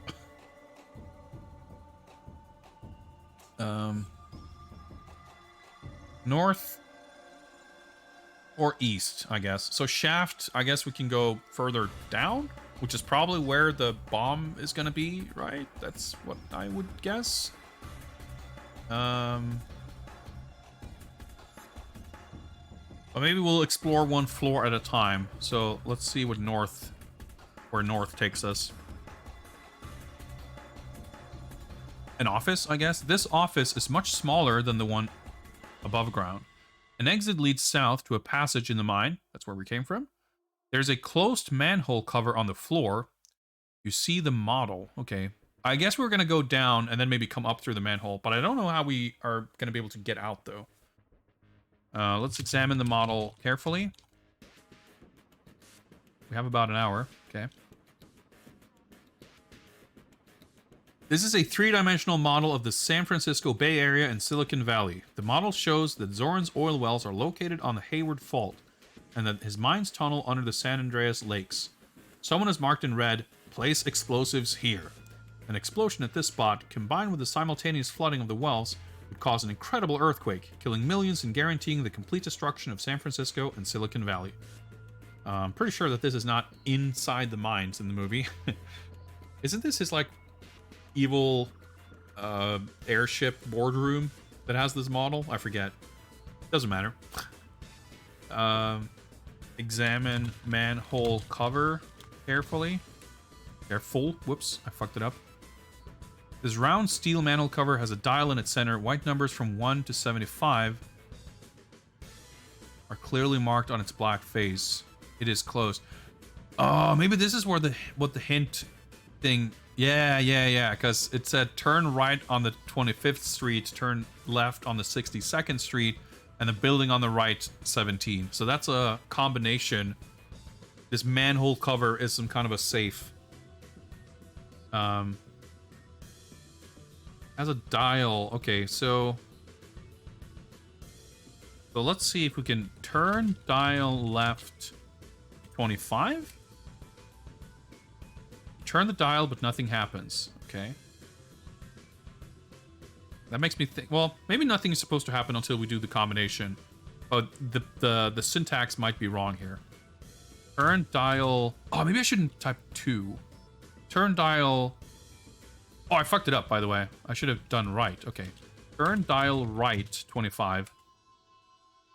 You turn the dial to the number and hear a soft click. Turn dial left.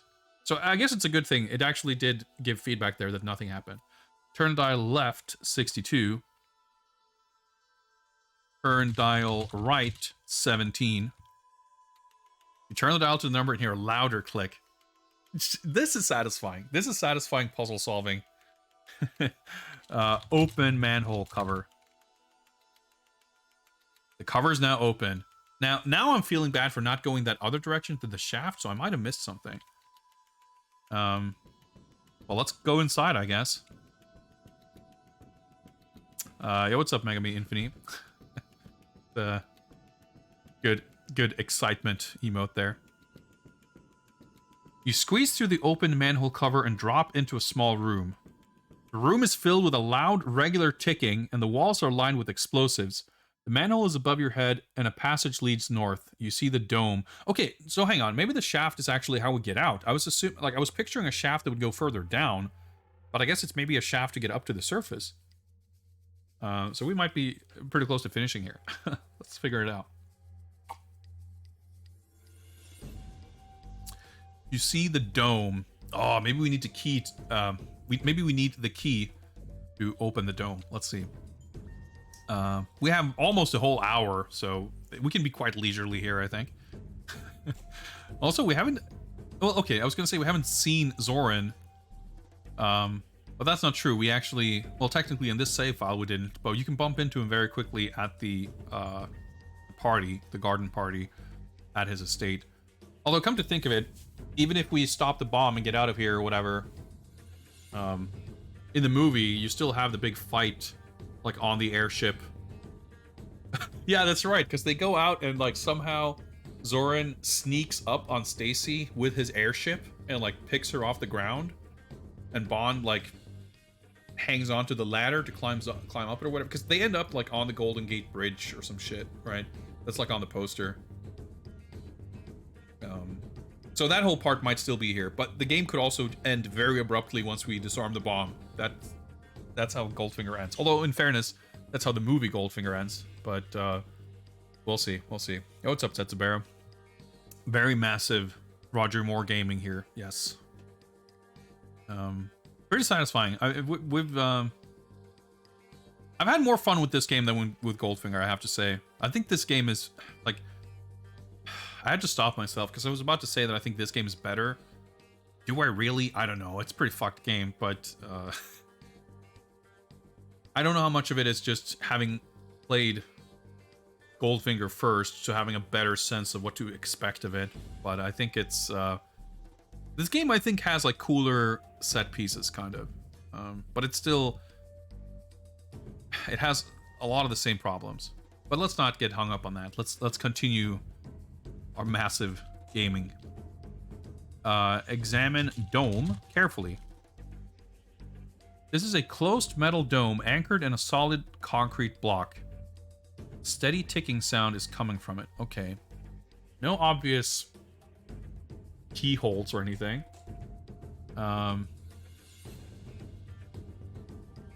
Closed. Well, it says closed dome, so I guess we can open dome. It's locked. Okay. Nothing about a lock or mechanic, but see, this might be where we need that lock again, or the key rather. Unlock dome with key. The dome unlocks. There we go. Thank you, Mayday. Open dome. You open the dome. It contains the red chip, the blue chip, and the green chip with the tape on it. Let's save. I don't remember what slot I saved in most recently. I think 2 or 3, but let's save in 4 to be safe.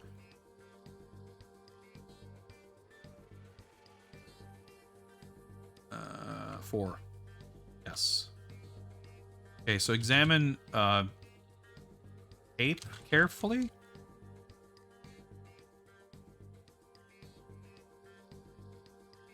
This is a small square of black tape. Examine chip. Well, let's just examine. It's gonna. Microchip is not here. Examine green chip. Yeah, this is a green microchip with the tape on it. I'm assuming we need to do something with these to like disarm the bomb. Maybe we need to find another one of those. No. Ah.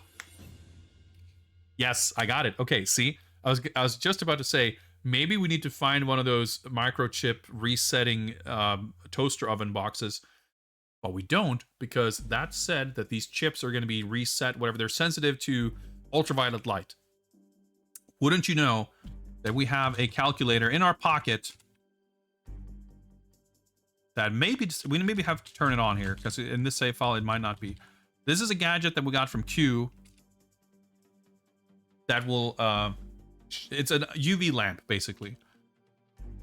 So I don't know which of these chips we would or would not want to basically we can like flash the ROMs or whatever with UV light. I don't know if that's technically how this works, but in the logic of this game, that is how it works. So do we just shine a light? Maybe, I guess we'll find out.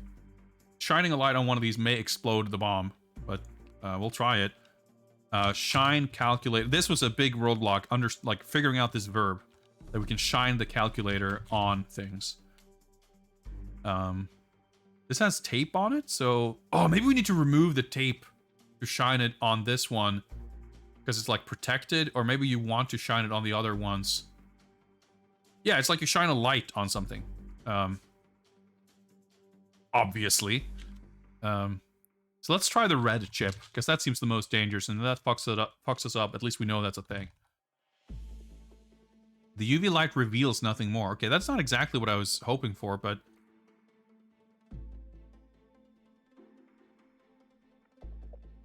maybe you need to be more specific. The microchip is not here. Wasn't there a red and a blue?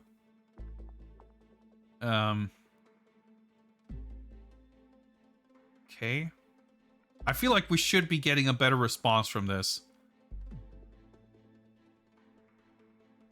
Maybe we need to get the... okay, let's try to... because we might have to shine it on something in our inventory. Yeah, chips seem to work, but when it got sort of the vague response, I typed microchip instead. Yeah, but I wanted to see it. Yeah, because blue chip might work, but it would still give a vague response. So let's try get blue chip. Okay, you take the blue chip from the dome explodes. Okay. Not very dramatic, but okay. Mission terminated. I would like to play again. Yes. I'm gonna stream save game 3 because I want to check where this was in the game. Okay, we did save at the mine threshold. Okay, so let's restart. We'd like play again. Resume, yes. 4. Oh yeah, we're in the main strike room. Unlock dome with key, because we have to do that. Dome is... oh, maybe I saved after doing that. Okay, never mind. Open dome? It's open. Okay. Turn on calculate. Oh, I'm not. Okay, no, I'm still holding it, I guess. Can I get the tape? You take the tape from the green chip. Examine tape carefully. Small square of black tape. So, like, maybe I have to cover a specific chip with the tape or something. Examine green chip carefully. This is a green microchip with a small window in the center of its case. Okay, so the other ones don't have that part of the description. Maybe it was like deliberately put there to protect it from UV light. Okay, there we go. So, shine calculator on green chip. The ticking stops. Sounds pretty good to me. I guess we can safely assume that we've saved the day and everything is fine. Okay, I want to try removing the chips to see if we need to do that, you know, see if that can more permanently disable the bomb or if it's going to make it explode. We can just load the save game, right? That's fine. So let's get the green. I don't know what I would like. It's not like I need the chip, but the dome explodes. Okay, cool. Mission terminated. Yes, I would like to play again. Resume number 4. So let's just do that and then leave, I guess. So far, we haven't seen or heard anything else about the hard hat. I was just reminded seeing it in my inventory. So I wonder if the hard hat did save us from that cave-in before, or there might be more cave-in type situation stuff happening shortly. Anyway, let's open the dome. Turn on calculator. Get tape. Shine calculator on green chip. Picking stops. And I guess we can close the dome. And let's wear the calculator in case we need our hands free. Oh, okay, so it's been shining through my pocket, I guess. Whatever works, dude. Look around here. Oh, yeah, we came through the manhole, right? So we go up. Oh, no, there's a passage north. The room is now silent, and the walls are lined with explosives. The manhole is above your head, and a passage leads north. I guess we go north, then.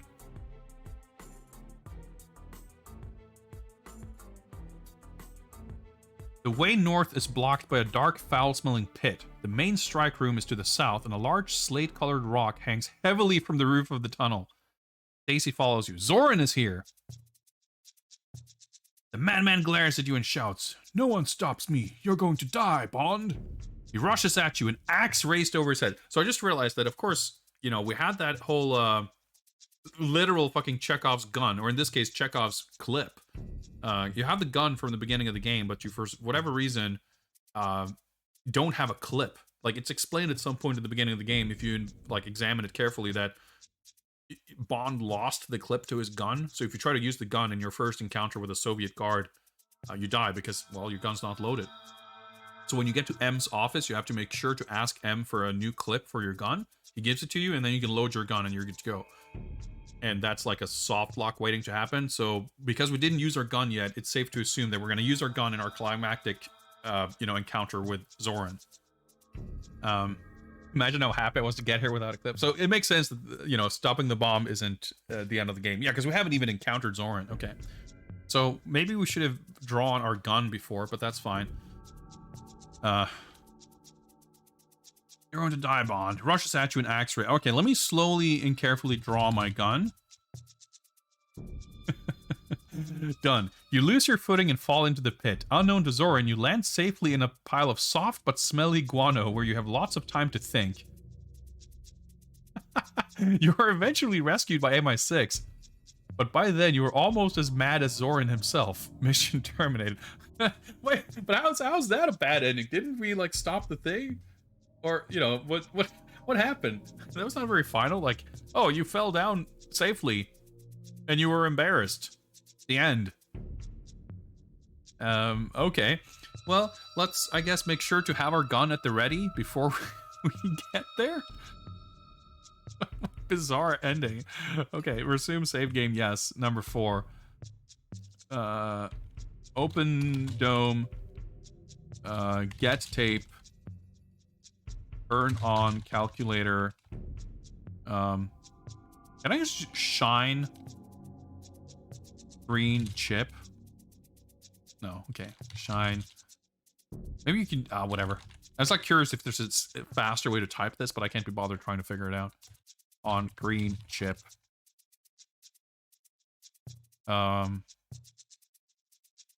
Sorry, what? Oh, I didn't open the dome, did I? Or did I?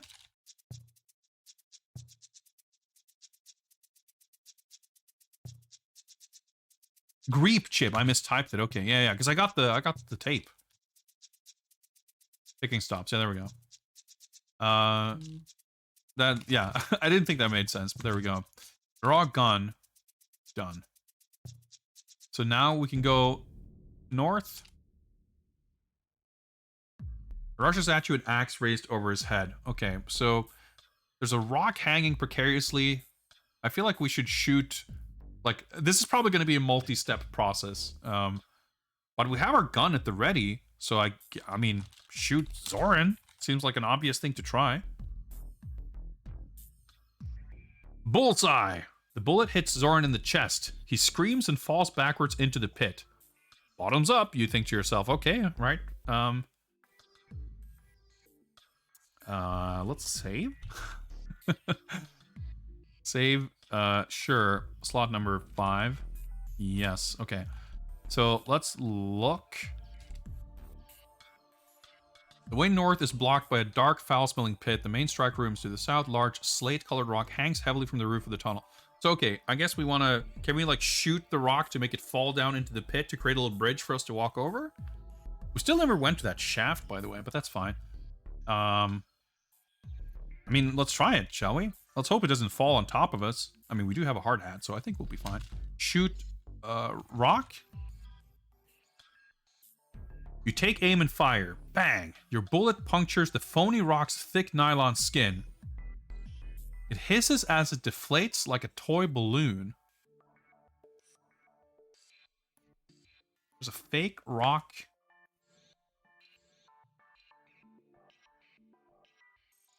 Okay, that's confusing. That doesn't sound like something good happened. This makes it sound like we fucked something up. Where we're supposed to... Okay, I mean, for all we know, like, Zoran landed in a soft bed of guano, right? He should, like... Are we done with him or not? Maybe, like, maybe that game over was designed that way because... to explain that falling down the pit isn't lethal, because we are kind of meant to think that we have killed him right now, but he's gonna come back for a final encounter or something. You know, that I could see that being a thing. But what about the phony? You know what? I should have examined the rock carefully before shooting it.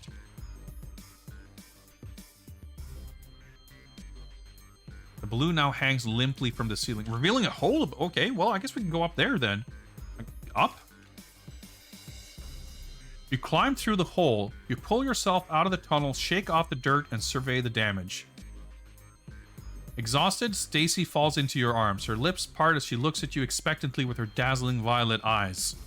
Is this the ending? Is this how we beat the game? She kisses you passionately in the bright California sunshine. When you finally come up for air, you both head for the Sutton mansion and a steamy hot shower. Once you've cleaned up a few details, the two of you set off some explosions of your own. Congratulations, mission accomplished. Boom, that is time. These fucking games, man.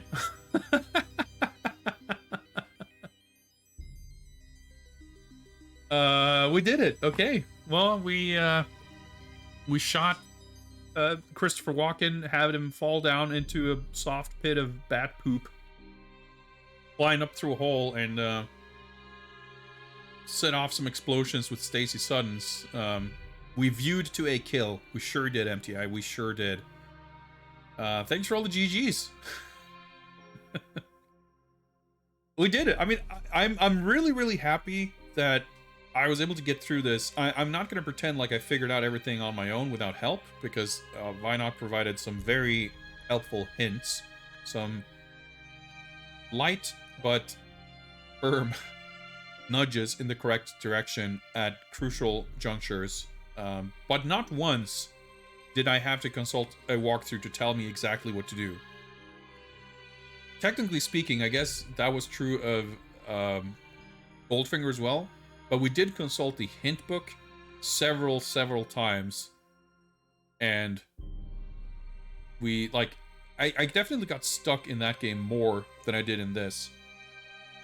And, yeah, I think in the end, like, the game is weird in very similar ways.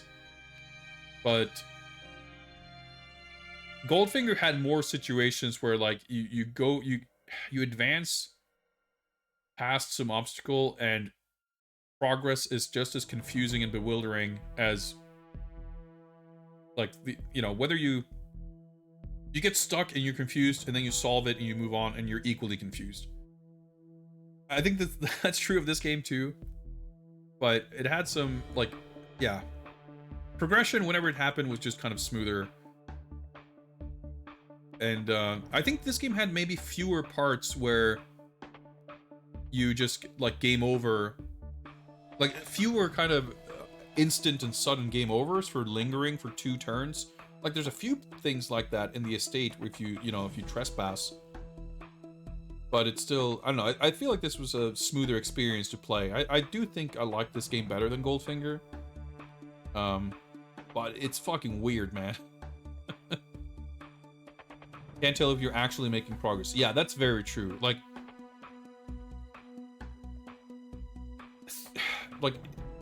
you rarely have a very clear objective.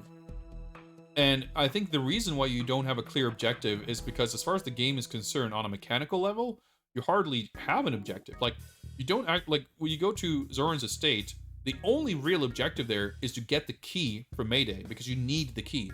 Like the way these games work is the only actual sort of lock and key mechanics, like the only way for the game to give you an obstacle that you need to overcome, basically, like the only way for the game to sort of check if you have done something else is to check whether you have an inventory item, more or less.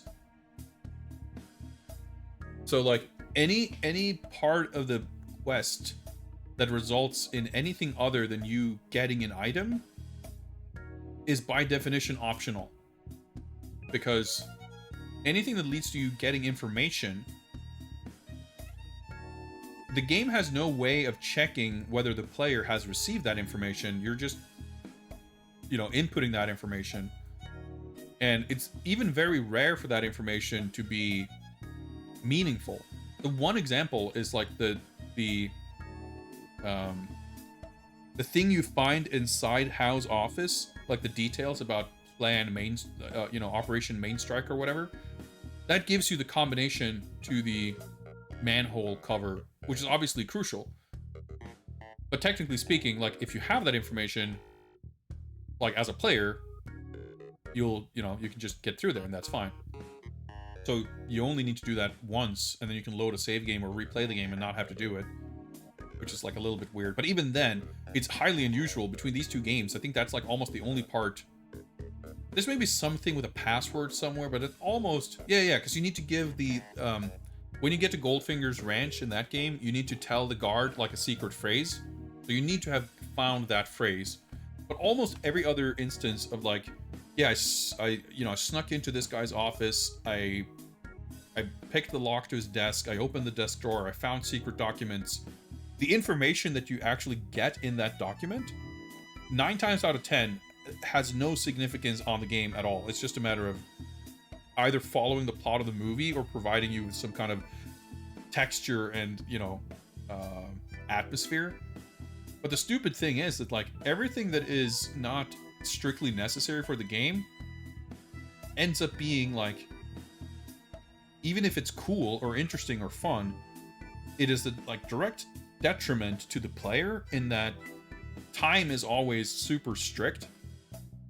So literally, like, spending a turn to look at an object that gives you essentially flavor text, like, could be the difference between succeeding and failing in whatever you're doing at that point. And it's not even like a highly hypothetical thing.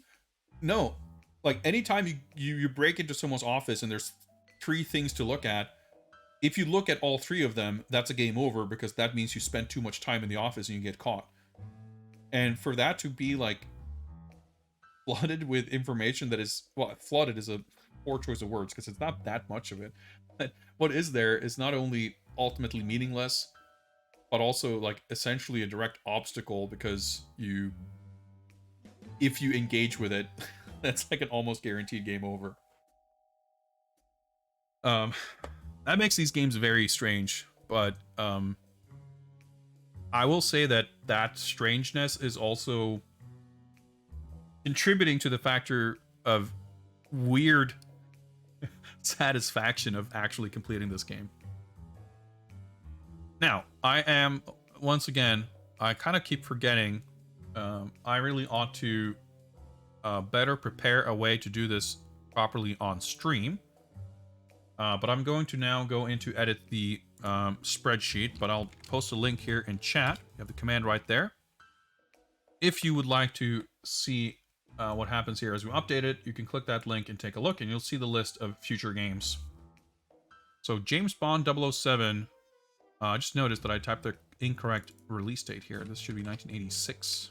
There we go, let me fix that.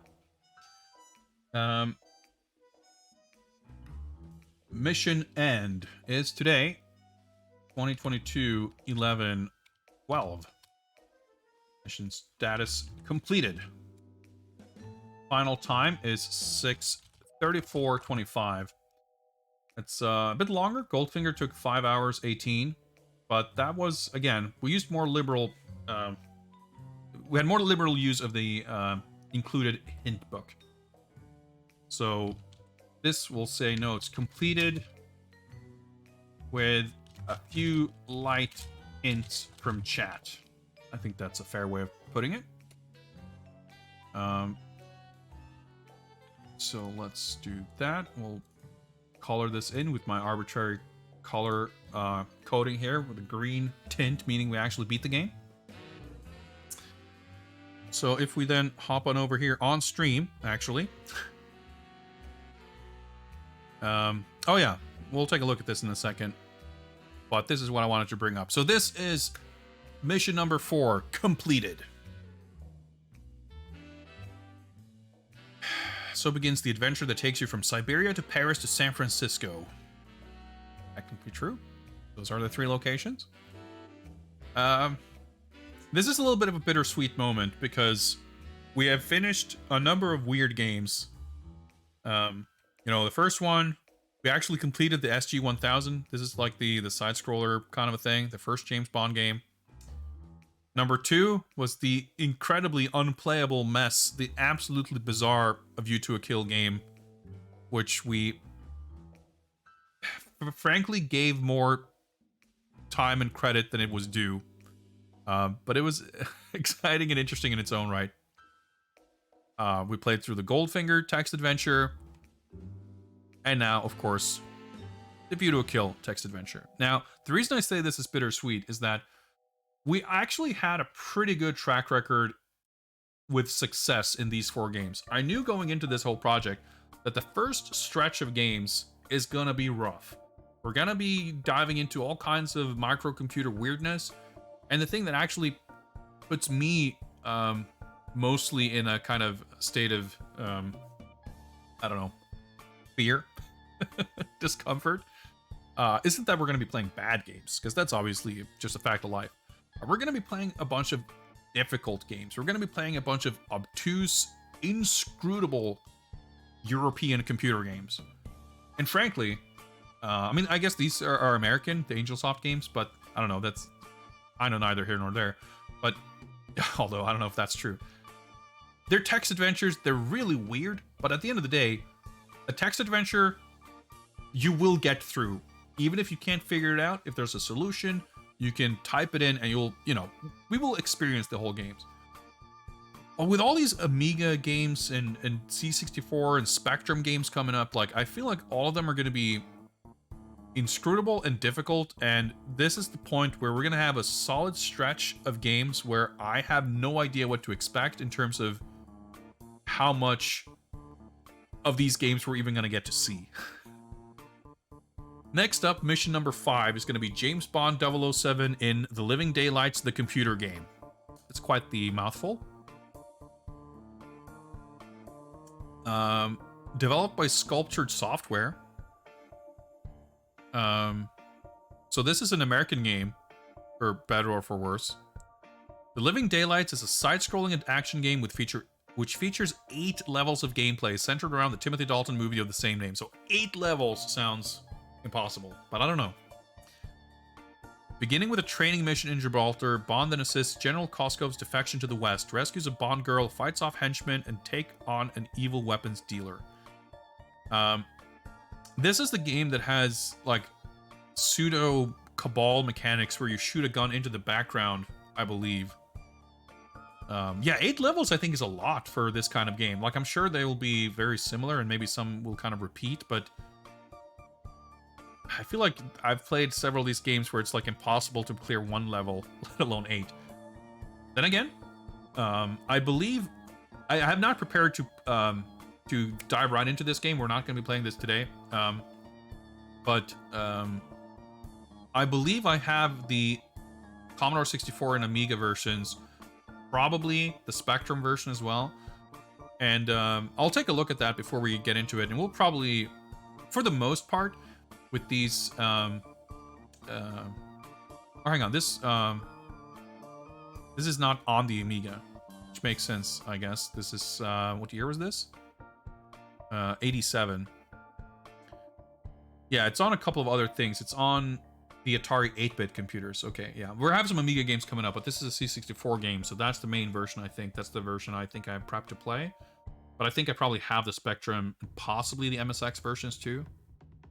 I don't know. We'll maybe see. The point I was going to get to, when it comes to at least C64 and Amiga games, but I'm sure Spectrum and probably MSX as well, chances are that versions of these games that you find on the internet have trainers. So that's, for me, the silver lining, that a lot of these games are going to be super difficult and weird, but they might come with cheats that allow us to, you know, get infinite lives, infinite health, or whatever, which might allow us to at least see what the game has to offer, you know, a little bit of sightseeing. I want to stress again that this whole project for me is not about proving my ultimate Bond, you know, proficiency in beating every game. It's more about seeing what the games are about, seeing what they have to offer, and you know, analyze and learn.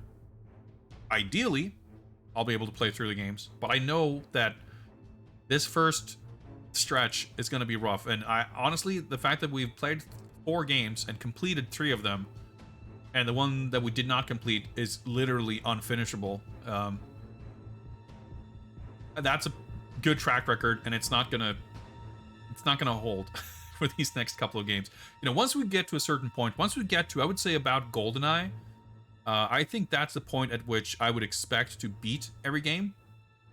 Because at that point, we reach a modern enough era where beating a game is mostly a matter of patience, less a matter of, you know, we're not going to have like infinite or limited lives and continues for the most part. There's going to be checkpoints and saves and stuff like that. So some games might be impossible. I'm not saying we're guaranteed to beat every game, but I would say as far as these older computer games and even some of the early console games go, beating any of these games to me is more the exception than the presumption here. In any case, we have a couple of those coming up here. Living Daylights, Ian Fleming's James Bond 007 in Live and Let Die, the computer game. It's an amazing game title as well. License to Kill, Spy Who Loved Me. Oh boy, I'm looking forward to Stealth there. Okay, but let's say the next 4 games at least, 5 through 8. I mean, there's some weird shit too. We got this, you know, Spectrum light gun games. We're getting ahead of ourselves. Next couple of games are going to be pretty tough. But of course, as we have games coming up based on movies, that means that we are definitely going to be watching these movies. I'm going to be watching these movies, but I'll be doing so on Discord. So if people want to join in, to have the full context for the upcoming episodes of James Bond, I welcome you all to join me. Now, I don't have a set schedule for this, but I'm going to try to hopefully make it happen soon, but I'm going to say probably not before Monday. So we'll probably do something else on Monday's stream. But maybe we'll try watching the Living Daylights on Tuesday. And then we can start playing the game on Wednesday. That seems like a decent enough plan. Speaking of movies, by the way, we are also every Saturday, most Saturdays at least, We watch video game based movies. And tonight we're going to be watching Mortal Kombat from 1995. We're going to watch that from 9 p.m. Central European time tonight. So let me drop a link here. If you're curious about that, feel free to click that link and jump on in on my Discord server. But the other order of business we had here, of course, aside from upcoming game information here, is the Q Branch Research Funding Initiative. We have 50 games on the docket for Games Bond, but we also do have a number of secret bonus missions, and the method by which we unlock those missions to be played is through the Q Branch Research Funding Initiative. And the way it works is basically all contributions to the channel in form of bits, subbing, donating, merch, what have you, will add to this fund. And once we hit that goal, we will add the bonus game to the list. The exchange rate, I guess, is basically one credit per bit, or the equivalent amounts for subs and what have you. MK 1995, the good MK movie. You know, it's entertaining. I'll give it that. But it's far from the only entertaining Mortal Kombat film. I also think whether calling it a quote-unquote good movie is something that is somewhat up for debate. But it's a good time, for sure. I haven't watched it in quite some time, to be honest, so I'm looking forward to revisiting it. We watched the Jean-Claude Van Damme Street Fighter movie last week, and that was a lot of fun. Use the term good lightly. I mean, the thing is, I'm not a snob in the sense that I think it's stupid to like make too hard of a distinction between something that is good and like entertaining or whatever. Like, if a piece of media sets out to entertain and it is entertaining, then I feel like by definition if not good, it's at least not bad. I'm not a fan of like ironic appreciation, but in this case, I think what I take issue with more isn't so much the assertion that it's good. It's more, and I'm not like picking a fight with you, Gundam. I'm just like, this is a commonly repeated kind of sentiment that the Paul Anderson 1995 movie is great, and that everything else Mortal Kombat movie-wise is like terrible. Or even people say that is the best video game movie, it's awesome, and all other video game movies are terrible. And it's like, it's not, you know, it's the B movie, and it's not that much better than many other, like, for my money, Mortal Kombat Annihilation is like the more entertaining movie. I wouldn't say that it's a better crafted movie. I don't know that I would say it's a better movie, but it's a lot of fun. And I guess I mostly take issue with people shitting on, for example, Mortal Kombat Annihilation, while putting that first movie on a pedestal, because it's a pretty stupid movie too. There's a lot to make fun of it. But like I said, they're entertaining, and that ultimately is really the only thing that matters. Do you think that it's the best Mortal Kombat movie? I still haven't watched the 2021 movie. We're going to get to that sooner or later. But I'll say this. We did watch the Mortal Kombat Legends Scorpion's Revenge, it's called, right? The first of the more recent animated movies. And I think that one was really good. I would say that one is probably a better movie than the 1995 movie. So that, for me, is probably the best Mortal Kombat movie. Second, whatever it was called, Battle for the Realms, I think. That one was terrible because it had like no plot. Snowblind, I think, came out a few weeks ago, didn't it? The third one, that's like post-apocalyptic. We gotta watch that one for sure. I'm interested in that. And they announced there's a fourth one that I think is gonna focus on Johnny Cage. And I'm happy with that. Like, I hope they keep making those films, because at their best, they're really good, and at their worst, they look pretty nice, I guess. And at their worst, you know, the floor is pretty low as far as like Mortal Kombat ancillary media goes. Like, you have to be really fucking bad to stand out as bad as far as that shit goes. Like, when Mortal Kombat Federation of Martial Arts exists, it's impossible to create a Mortal Kombat live action thing that is objectively the worst. That shit was like an online show with a weird betting element that was released in like 12-second real video chunks in like 2001, and it was literally filmed on a like less than zero budget with like 2 stunt guys on a blue screen, edited on someone's nephew's computer. I mean, if you've never heard of Mortal Kombat Federation of Martial Arts, I implore you to look it up on YouTube. It's a thing that you will look at and say like, wow, this is the worst fan-made, homemade thing I've ever seen, but it's not too bad for being like from 2001 or whatever. And then you realize, wait, hang on, this was actually official? And it was licensed. It was developed by Threshold Entertainment, the same production company that was responsible for the live action movies, and it's a thing. You wouldn't believe it looking at it, but it exists, and it is a thing. But anyway, we're definitely veering far off track here. We've completed James Bond 007: A View to a Kill. It took some time and it took some energy out of me. I wasn't sure if this would be something we would wrap up really quickly. I was determined to finish it today, and finish it we have. And I was thinking maybe we would mess around with something else. I knew that we wouldn't start the next Bond game because we do need to watch the movie first. But this, yeah, we've been streaming for almost 4.5 hours, a little bit more. So I think we're actually going to wrap it there. I'm getting really hungry, so I think I'm going to go make some dinner, and I'll do some prep. And in a couple of hours, we will be watching Mortal Kombat on Discord. So we'll wrap things up there. We will take a look at who else is streaming to see who we can raid. But yeah, thank you very, very much for hanging out, everybody. This was really fun. I hope you guys enjoyed this. The next episode of Games Bond will be a return to side-scrolling action, and that's going to be exciting.